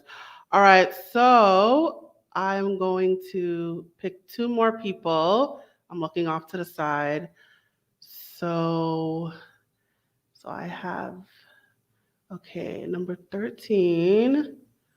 So the winner is Trace F from New York. Congratulations. You are the winner of $100 in groceries sponsored by Step Ahead Tutoring Services. Congratulations to Trace F from New York. And second winner is number 2, Allison S from Texas. So congratulations to Allison S from Texas. You are also the winner of $100 in groceries sponsored by A Step Ahead Tutoring Services. So congratulations to the winners, to the 4 winners of today. And now what we've been waiting for is the question and answer session. So I am going to put everybody back on the screen. Okay, we all look like tiny squares right now. Okay, so if you have any questions, we'll try to get to them as much as possible. Please type them in the chat and we will put them on the screen. So let's see. There was a comment here about the rules of homeschooling in Pennsylvania. So Darren, I don't know if you want to address that. Okay, sure. Was it a specific question? Because after New York, Pennsylvania is the one that has the most rules. So I'm looking to see if I can find that one in the comments here. All right, let's see here. Yeah, I don't see a specific Pennsylvania one there. Just as a general rule, Pennsylvania requires a notification every year, and it has to be a notarized affidavit. It's one of the few states where you actually are signing your notice of homeschool under penalty of perjury. Pennsylvania requires you to teach certain subjects, especially when you get into high school. There's a certain amount of subjects that has to be done before you graduate your child. And the end of year assessment is you meeting with a certified teacher or a school counselor or an educational psychologist to go over with them how your child did.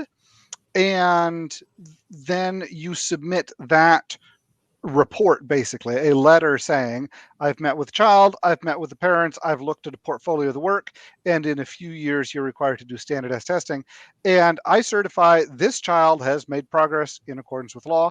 And so that's what gets sent to the superintendent.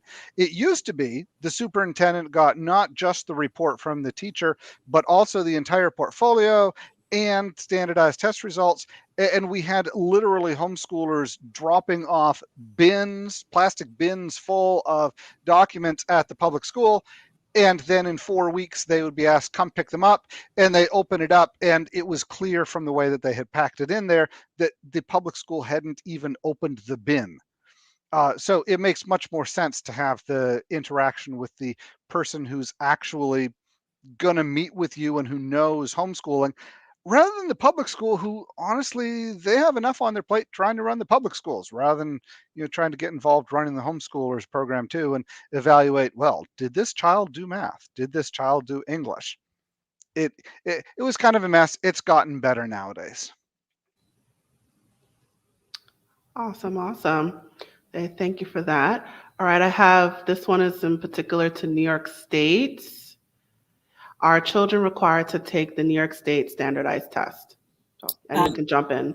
Yes. It's not New York State's test, but they are required to take a standardized test, especially in high school, every single year, from between 5th and 8th grade every other year. But it's not a particular test. So it's not the same test you take in the public school. New York State has a list of about 30 different tests you can take. But at some point, especially in high school, you will need to take a standardized test. But it's not the official New York State standardized test. But you do need a standardized test at some point. Darren, am I right on that? Correct? Oh yeah, absolutely. Except it's grades 4 through 8 every other year. Everything else you said, good God. Yep, good job. All right, awesome. All right. So we have another one pertaining to New York State. Sorry, there's a lot of New Yorkers here. When I looked at New York State, it referred to providing a curriculum. Is that the same as the instruction plan? I'm not sure what that question means about providing a curriculum. Are they asking, I does the guess, state provide a curriculum?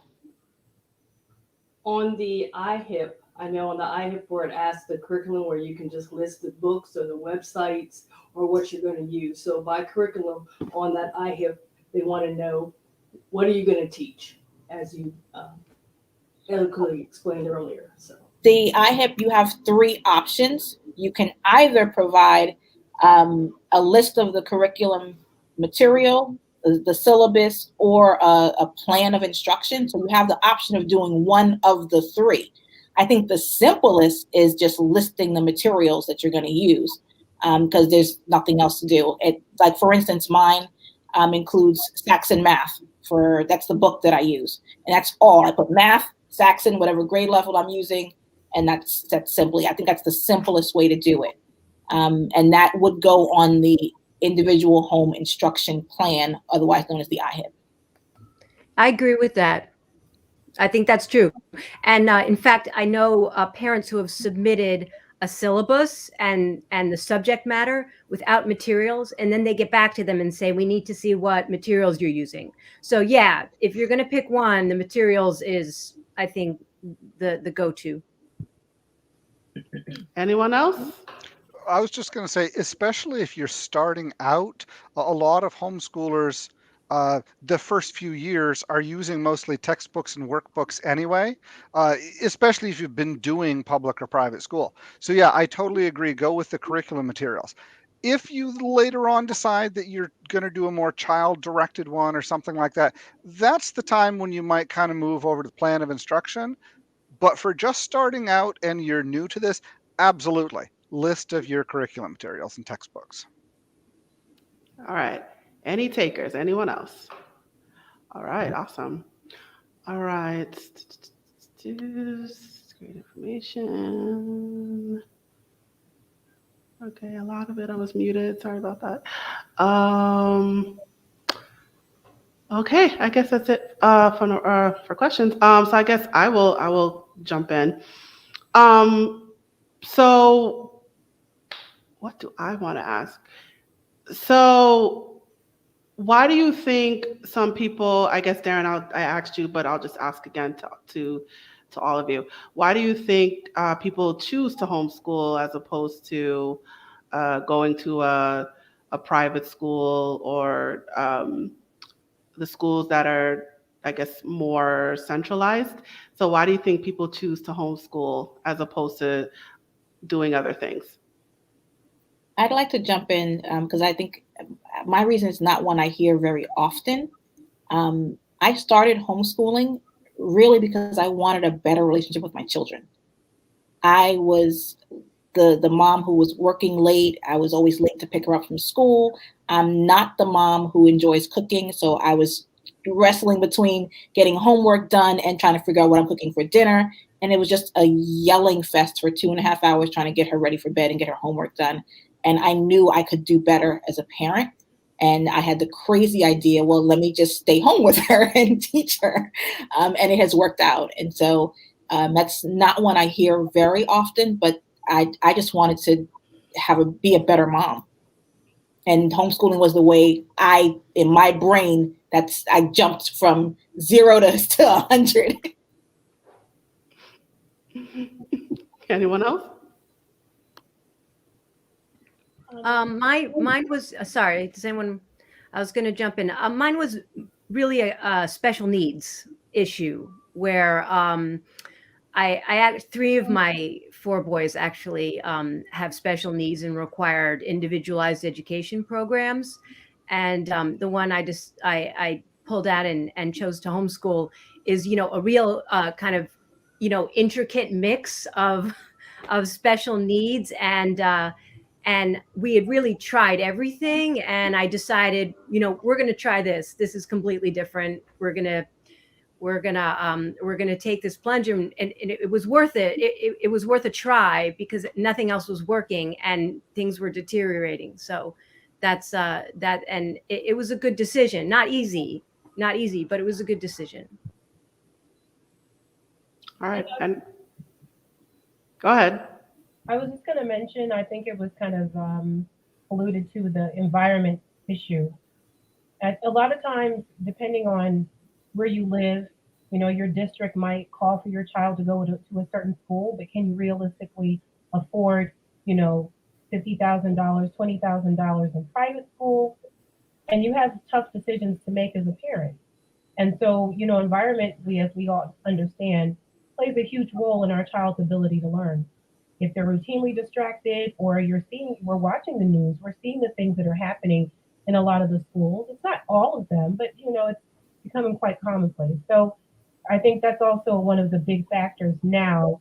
There used to be a certain demographic of people that homeschooled their children, but now, we especially appreciate you, Gabrielle, for doing this, because it does make the ability to navigate the homeschool, river a little easier for a lot of people. They don't have to be so afraid of it. A lot of people, you have stay-at-home moms and dads that feel like, well, maybe I'm just not that smart.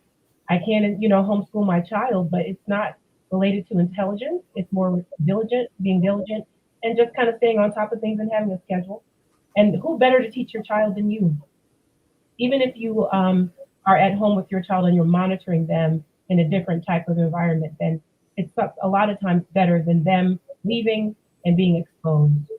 And we've gotten that type of feedback from a lot of parents, and something that I'm having to deal with now, so I can speak from personal experience. Awesome. Anyone else? Yes, me.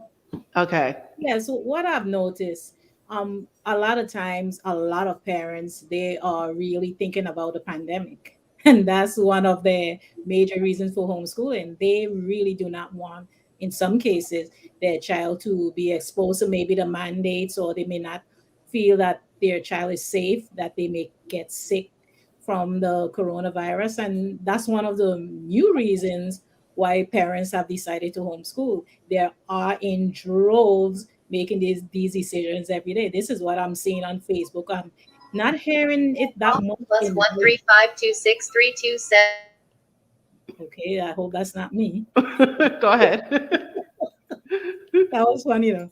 Yeah, so I'm seeing it not too much in my community. The people in the Virgin Islands, they are more traditional. There are a lot of traditional values and so on. But what's happening, we have a lot of tourists who are leaving the mainland and relocating to the Virgin Islands, or just taking a break and coming here. And it seems the majority of the people that homeschool in the Virgin Islands, they are usually tourists, and they somehow, in some cases, feel that it's more of a lax set of rules for homeschooling, which it really isn't. It's about the same. So that's one of the reasons, just to get away from everything. And sometimes they just pull their child out of the public schools in the mainland, especially now, and relocate to the Virgin Islands and other places where they can just get a break. So is the pandemic driving this other set of homeschoolers? And they seem to be a lot different from the traditional. They're looking for different things. They're trying to find a way not to actually teach where they are unable to, because they're trying to work. So this is a whole new dynamic. And I think that's something that we also have to think about. How is homeschooling changing, and how can we adapt as far as the vendors or the community at a whole, the government, and so on, to accommodate these parents. Awesome. All right. Any other comments? All right. Within Gabrielle, Yes. within our I mentioned the Facebook group that I run, and within the last 3 years, like I said, we've jumped from 600 to 1,500 people in our group. And the top reasons that they mentioned, Sandra mentioned the vaccines. New York State 2 years ago got rid of their religious exemption for vaccines. So that was our first big wave, and then the pandemic. But most of the majority of the people, if it's not pandemic or vaccine related, it is history, particularly families of color who join. They're concerned with feeling like their perspectives and contributions are being left out of the school curriculum. And the other one is safety. With this, a lot of parents often will cite either the school shootings, gang violence, just their, guns being brought into school, and just their kids, they just not feeling safe with their kids being there, and they're constantly being called about there's a bomb threat, there was a gun found in the school. And after enough calls, you start to look at your phone and feel like, what's happening now? What has happened to my kid's school? And they just didn't want to deal with that anymore. So the vaccines or COVID, being the main thing now, but also, like I said, the cultural relevancy of our curriculums and safety of the kids. And also here in North Carolina, it's also a migrant issue. A lot of the undocumented Hispanics in our area, North Carolina, don't want to have to deal with the paperwork of registering their kids in regular school. And so they are doing a lot of homeschooling. And so homeschooling in the Hispanic community is very large, at least here in North Carolina. All right. Any other comments? All right. Awesome. All right. So what's the next question? A few more came through. Oh, to our raffle winner, I think. Is there a standardized test for 8th graders to go to high school level? Oh, that's a good question. So think the exams like the SAT. That's only for screen schools. That's only for school, like special ones. And there are some of the schools that so-called screen. So they look at your ELA and your math state tests. So that is the New York State test. So they'll look at your scores on those. Those are only for the screen ones. The vast majority of the schools are not screened. They don't look at the state tests, and most of them, and the specialized high school test is also being phased out. I have to point out, it's here now, but there's been a lot of talk to have that done away with.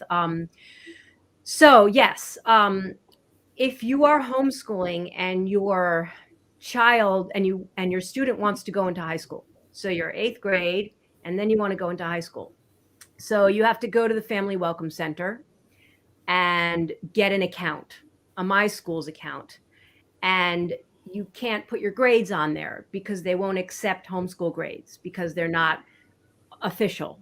They're not considered official. So you put your name into the pool, and it's kind of complicated. The best thing to do is just not miss the deadline. So you have to kind of keep your alerts on and check the My Schools site every day and make sure, when the wait lists open, when you're eligible to put your name into the fray. So just keep in touch and keep in touch via email with you'll get a caseworker from the Welcome Center, and just keep going back and forth. I had a little way to get around it because my son had an IEP, and my IEP had his standardized test scores on it. So by having her, so the IEP was an official document. So if you can convince them to put your standardized test score into the IEP and have that uploaded onto your My Schools account, then they can see more of your students' information. So that's a little bit of a loophole you can use, but there isn't really like one standardized test you have to take in 8th grade in order to go into the 9th grade, because most of the schools are not screened. All right. Any other responses?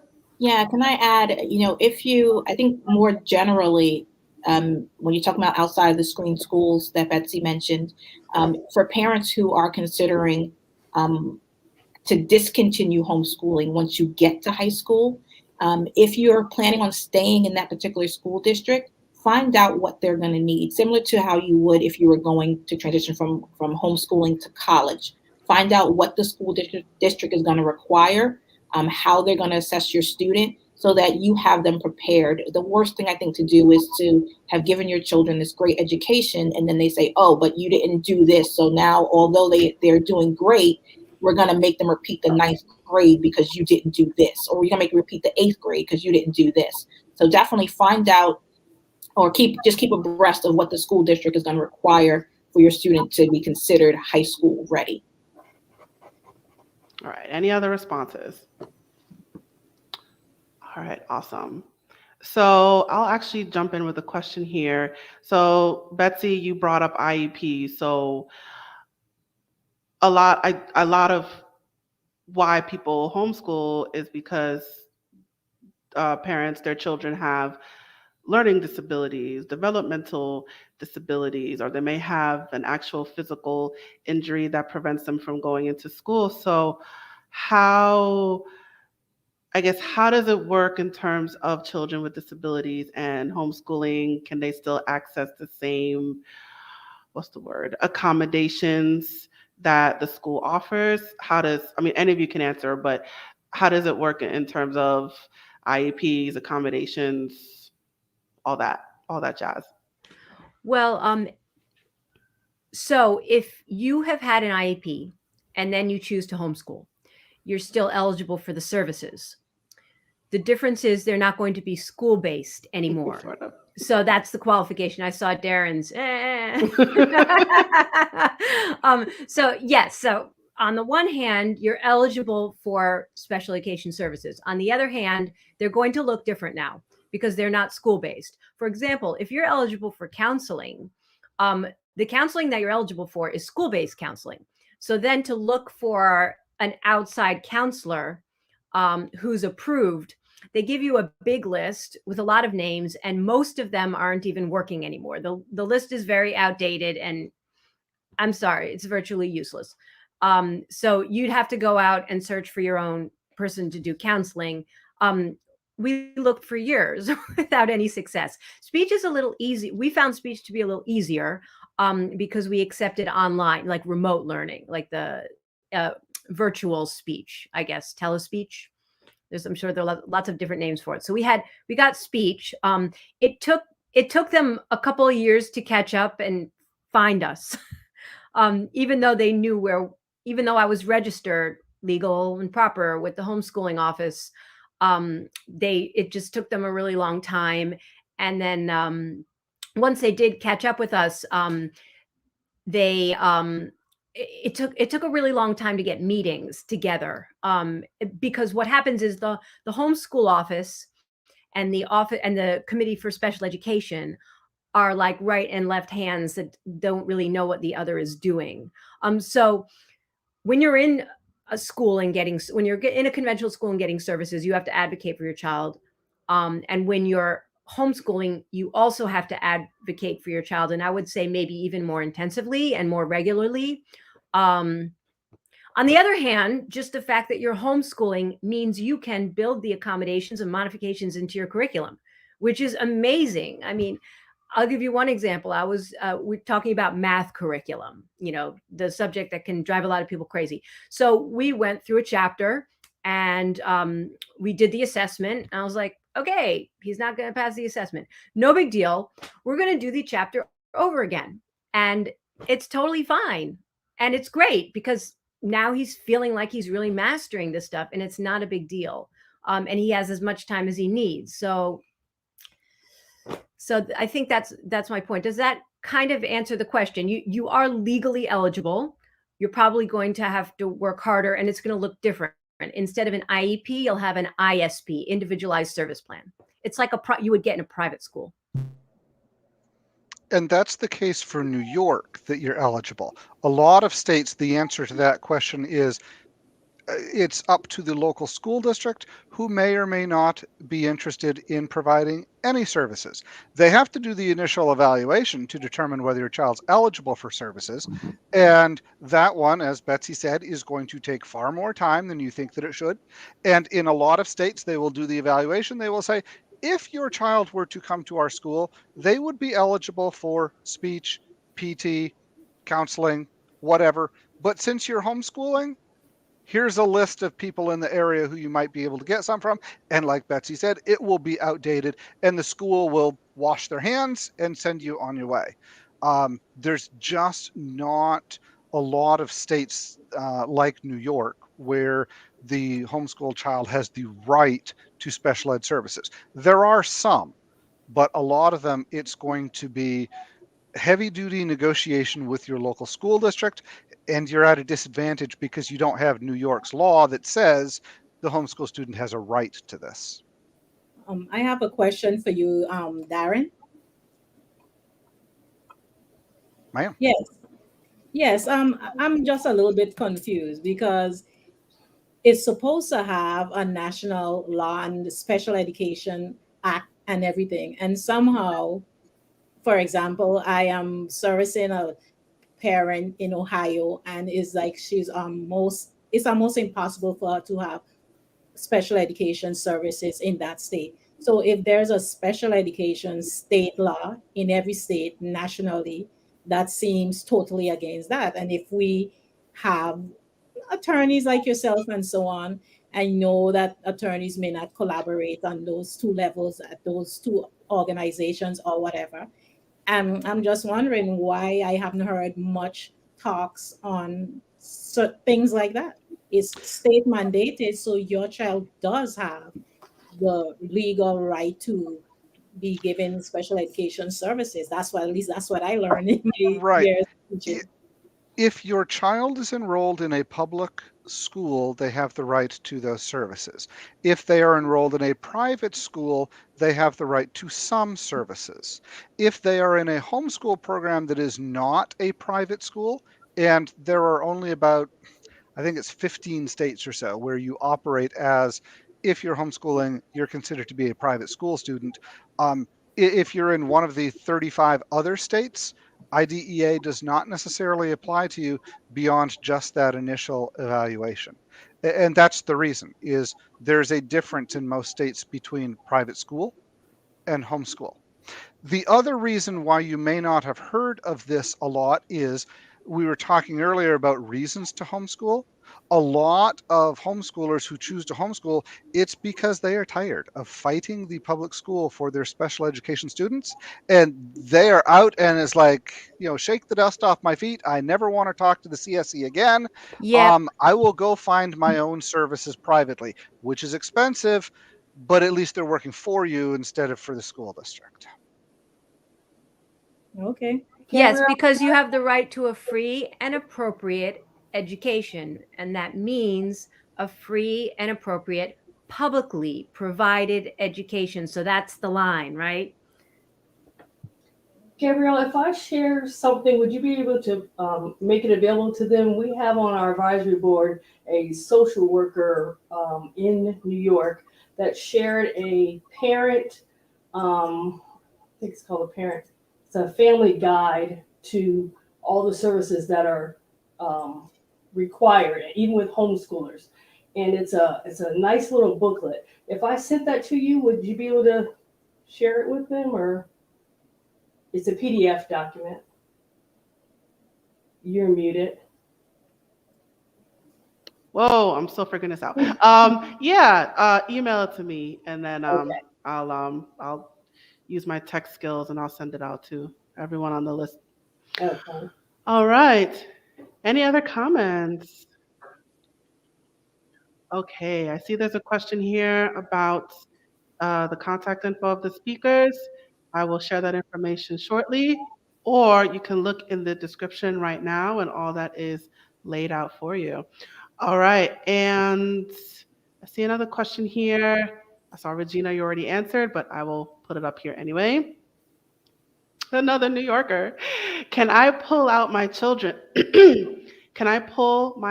out of public/charter school at any time? If they started homeschooling mid-year, how would the quarterly report work? Would I only submit to and not for New York City? I saw you answered, Regina. Simple But question. Yeah, simple answer is yes. Right. And Maryland, if there's any Maryland people, please make sure you do your quarterly reports. They want to see 3 samples for every subject they said you must teach. And then you can either mail it to them, you can email it, or you can meet with them with Zoom. And they're very serious about it. We had some kids who weren't taking music and art, and we had to add that to their curriculum at a school we worked at last year.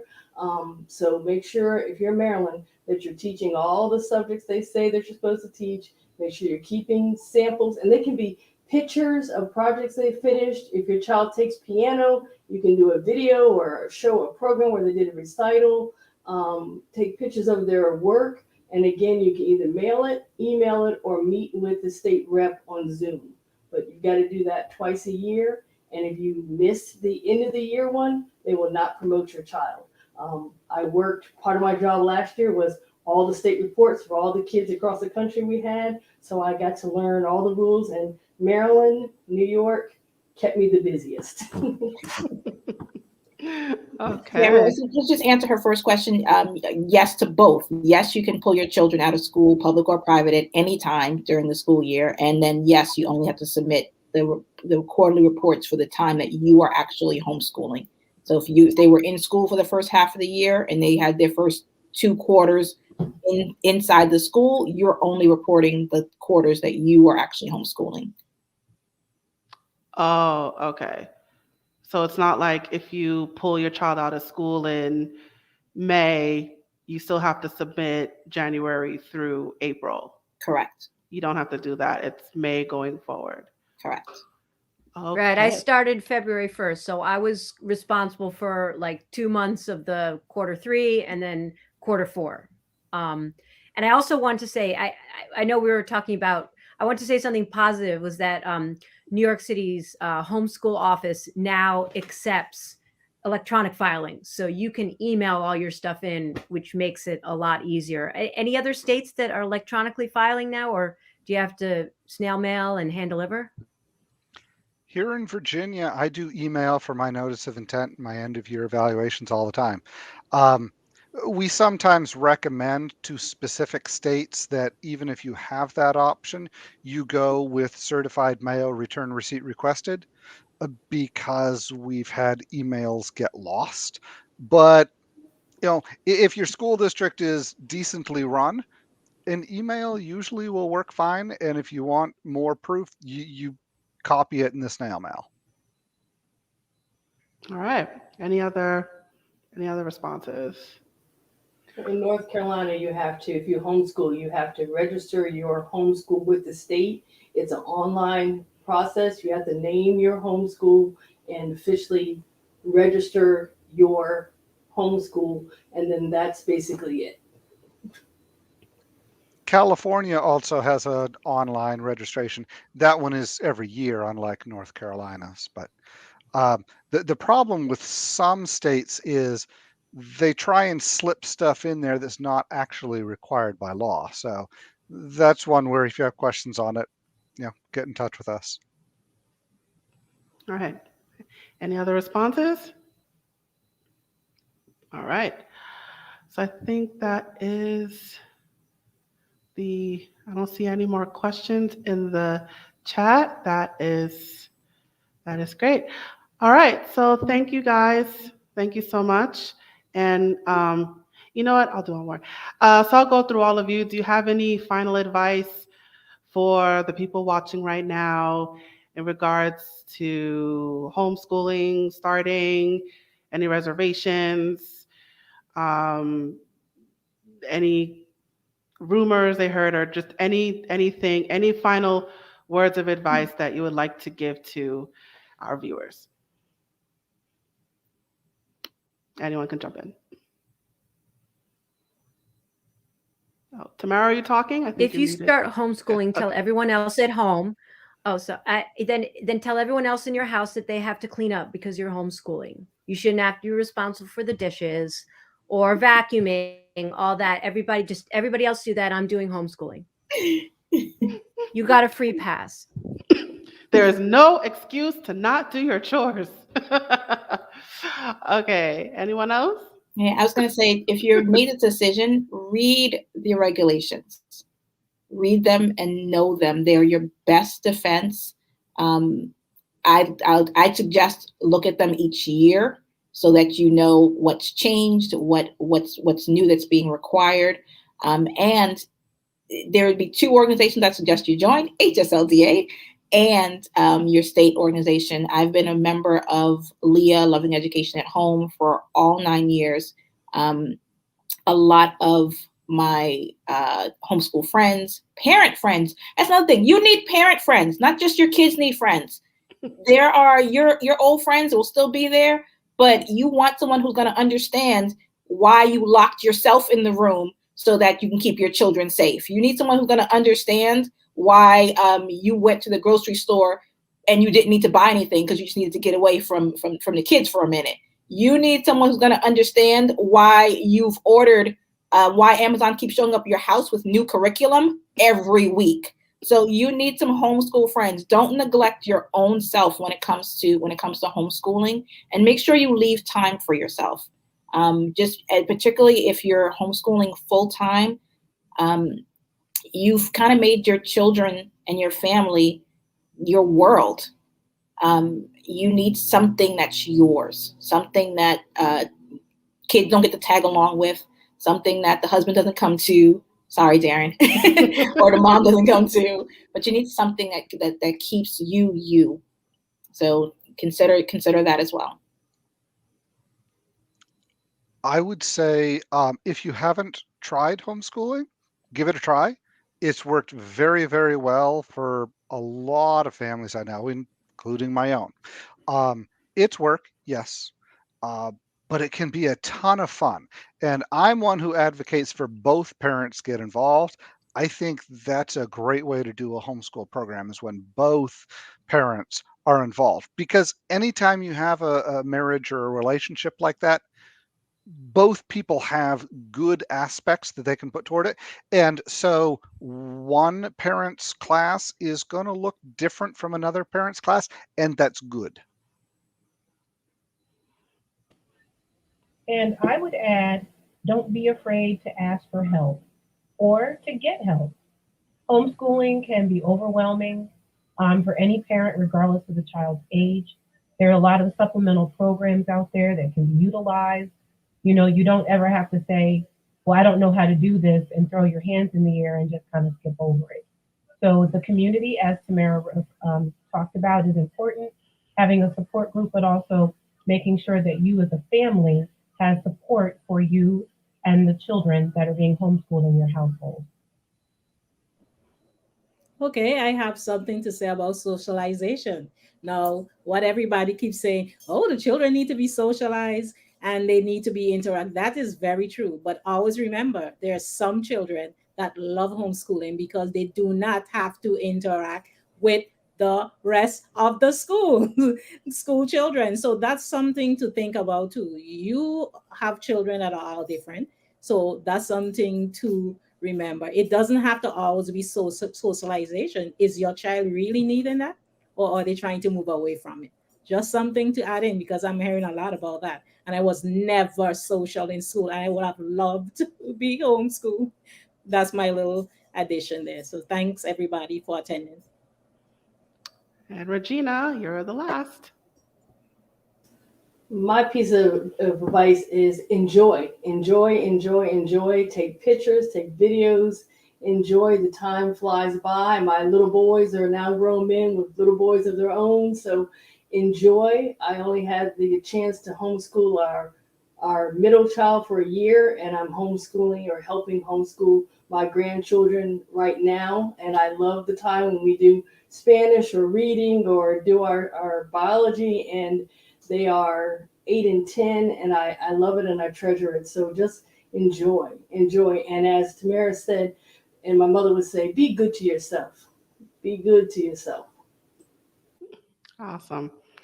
All right, that's it for the Q&A session. Thank you guys so much. So I'm going to put you guys backstage again, and I will bring you out one at a time for the shout outs. All right, so we are nearing the end of our program. So I want to give each speaker an opportunity to promote their businesses and organizations since they volunteered to partake in this panel today. And I encourage all of you to call them, email them, follow them on social media. Definitely look out for them. So the first one is going to be Danielle Miller, which again, she couldn't be here, but she sent her shout out via video. So I'm just going to put up her contact information here as I look for the video. So that's her contact information there if you want to reach out to her. And I'm going to play her promo right now. My name is Danielle Miller. I am the owner of Doula Loop Birth Services. I am a certified lactation counselor and a birth and postpartum doula. Often I get asked, what the heck is a doula? A doula is a support person for the mother during labor and after baby. So what I do is I essentially mother the mother throughout the whole labor process until baby is born. And after baby is born, I help take care of that mom and make sure she feels supported and she's in a comfortable place, whether it be with feeding her baby or learning how to care for her baby or learning how to care for herself with a new baby. And so feel free to reach out. Doula Loop Birth Services on Facebook and The Breast Advice on Instagram. Thanks so much.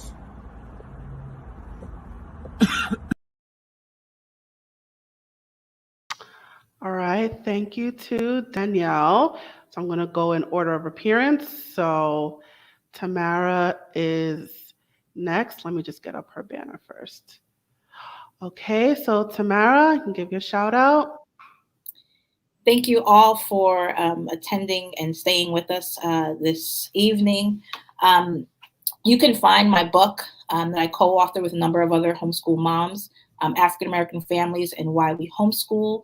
You can also, if you're in the New York area, particularly around Westchester County, you can take a look at our Westchester Homeschoolers Facebook group. We are a growing group. We're a very eclectic group.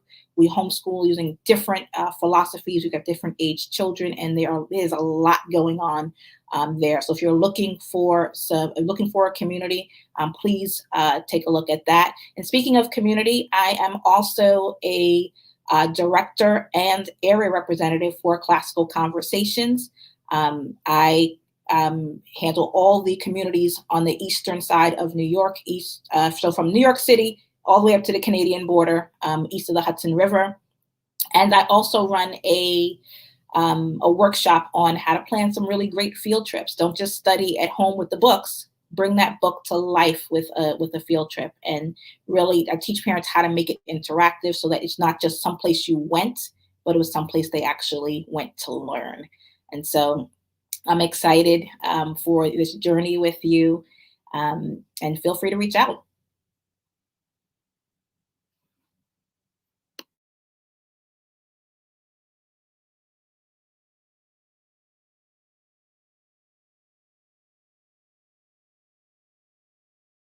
Oh, I did it again. Next up is Sandra and her shout out. I pull up her contact information is scrolling below. So Sandra, you can give your shout out. Good evening, everyone. I am the CEO and owner of Blyden Curriculum Consulting LLC. Yes, it's a long name. So what we do at Blyden Curriculum Consulting LLC, we have various programs. Most of these programs are geared to homeschool parents, but also to traditional schools, and including schools, private schools, and for any type of organization where literacy or numeracy is a necessity. Now, some of the programs at Blyden Curriculum Consulting LLC is the Home Educate VI branch. Now, Home Educate VI, the VI stands for, guess what? Virgin Island, but it also stands for Virtual Institute. So we do numerous classes or speeches or any type of activity for both parents who want information about how to go about homeschooling, or workshops on portfolios, or academic content like how to teach reading and so on. So that's a big portion of Home Educate VI, and that's just a branch of the business. We also do grant programs. I'm currently running a grant program for parents, I'm at capacity now, but I intend to get more funding. And I give free tutoring to families who are in need of financial assistance. And that's for reading and math tutoring. They can also get homeschool support, help with curriculum purchases, and so on. So that's one thing that I really want to push for my program. In addition, I have a new program called Homeschool Level Up, and I get to create my own school. So basically, everything is virtual with what I do right now. But with this, I noticed that many parents, they are in need of having someone to actually teach their child. So this is just something that could give parents an opportunity, if they feel the need, to have support for an actual live teacher for reading, math, social studies, science, and language art. And that's coming up in December. So I hope I can have some more participants. And that's for only grades 3 and 5 for now. And there are other programs that I do. I also do virtual online classes just to teach reading, in addition to tutorial services. So find out more about Blyden Curriculum Consulting LLC. We have a very cute website, and I'm sure you'll have fun interacting on there. And once again, thanks for attending.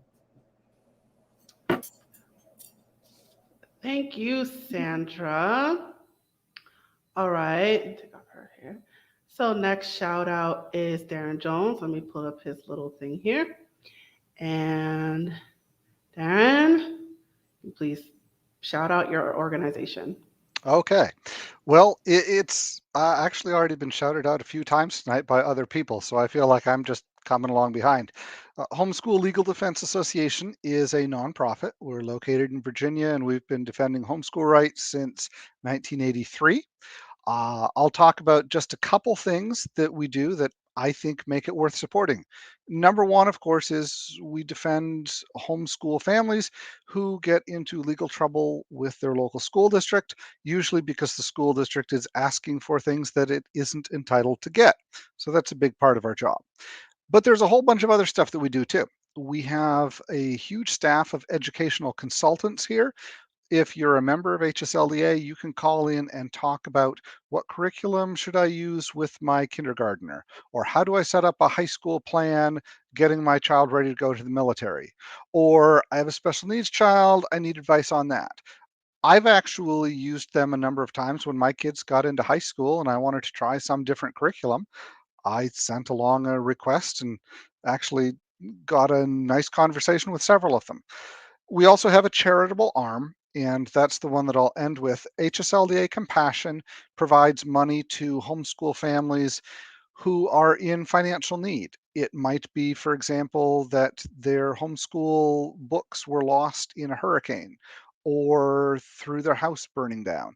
And we have provided thousands of dollars to homeschoolers across the country where a parent has died and now they're on a reduced income. And so we help them buy homeschool curriculum. We've made deals with homeschool publishers that we can get discounts on homeschool curriculum for those families, for example.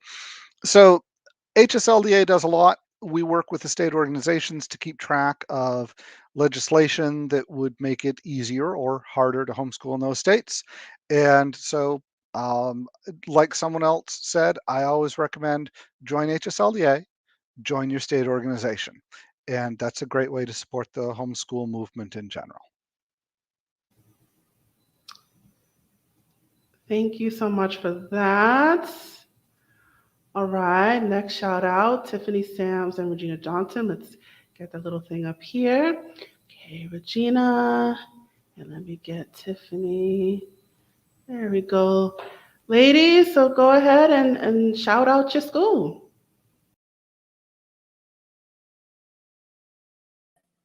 All right. Regina, you're muted, and now Regina has the floor. Regina, you're muted.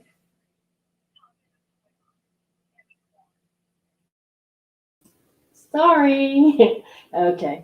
Academy of Pivotal Learning enjoys serving 4th through 12th grade students nationwide with live online classes taught by caring certified teachers.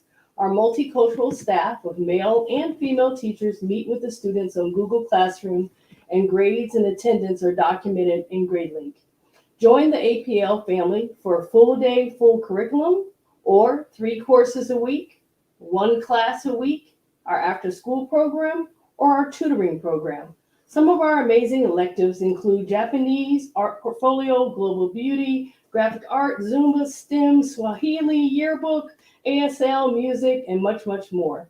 We assist our parents with state reports. We have quarterly family events and fun activities every Friday. You can come to our next information session, which is tomorrow night at 7 p.m. or next Thursday at 7 p.m. Or send your child to Free Electives Week, where you can come and visit our school for free. We have very low, reasonable tuition, offer multi-student discounts, and have different payment plans for the families. We have a tiny class size, and we truly are a family. As administrators, we're also teachers, and we enjoy working with our students. So please come and check out Academy of Pivotal Learning. All right, ladies, thank you so much. Let me remove you now. Turn off your ticker. And Betsy actually had to leave, so I'm just gonna put up her information quickly. So she came here out of the kindness of her heart. So thank you so much for her. But I'm just gonna put up her information here. So if you want to reach out to her, if you have any additional questions, particularly if your child has a learning disability or developmental disability, she's very good with advising you on that. Her contact information is scrolling below. You could find her on Facebook, and she is also on LinkedIn. So in case you missed the contact information, it's also in the description of this video. So everything is there, but particularly for Betsy Yele Savchik, you could find her on Facebook or on LinkedIn if you particularly want to reach out to her and you need advice on homeschooling, particularly if your child has a learning or developmental disability. So that is my shout out on her behalf. Okay, and I'm not muted. Okay, just double check one more time. Okay. So thank you for your patience. Thank you for bearing with me and all that. All right, so we have officially reached the conclusion of this program. Thank you so much for coming. We appreciate you being here today. So the replay will be up on our YouTube channel. It should appear right away as soon as I close out. So the same link that you used to get here, just save that link. You can also check up the link on the little white bar up top, or if you click the little share button below, the link will pop up, and just save that link if you ever want to come back to this video.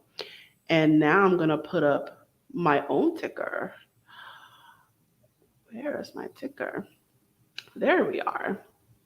All right, so as a reminder, you are watching this on the channel of A Step Ahead Tutoring Services. So please check out our YouTube channel for more videos and clips, and don't forget to like, share, and subscribe. So if you have a moment right now, take that time and hit that subscribe button. I will appreciate it. And let us know what you thought about this event by leaving a comment in the comment section below. And if you have any questions about A Step Ahead Tutoring Services specifically, you can reach out to us on our website. Our website is astepaheadtutoringservices.com, and you can follow us on a variety of our social media channels. So definitely follow us, check us out, and reach out to us if you have any questions about the company in general.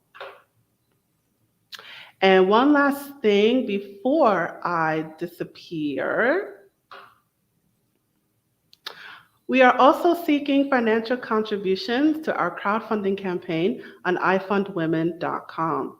iFundWomen is the go-to funding marketplace for women-owned businesses and the people who want to support them with access to capital, coaching, and connections. Through our campaign is on their website, our campaign specifically, the funds will be used to keep our staff employed, offer free and low-cost services, put on productions such as this one, and reach out to families nationwide. Our unique link is scrolling below, and it is also in the description. Please consider making a contribution. No amount is too small. We will appreciate the support. So please go ahead and make that contribution. Our unique link is below and in the description as well. And I'm going to turn off my ticker right now. And that is it. Thank you so much for coming, and stay tuned for more to come. So thank you again, and have a good night. Bye.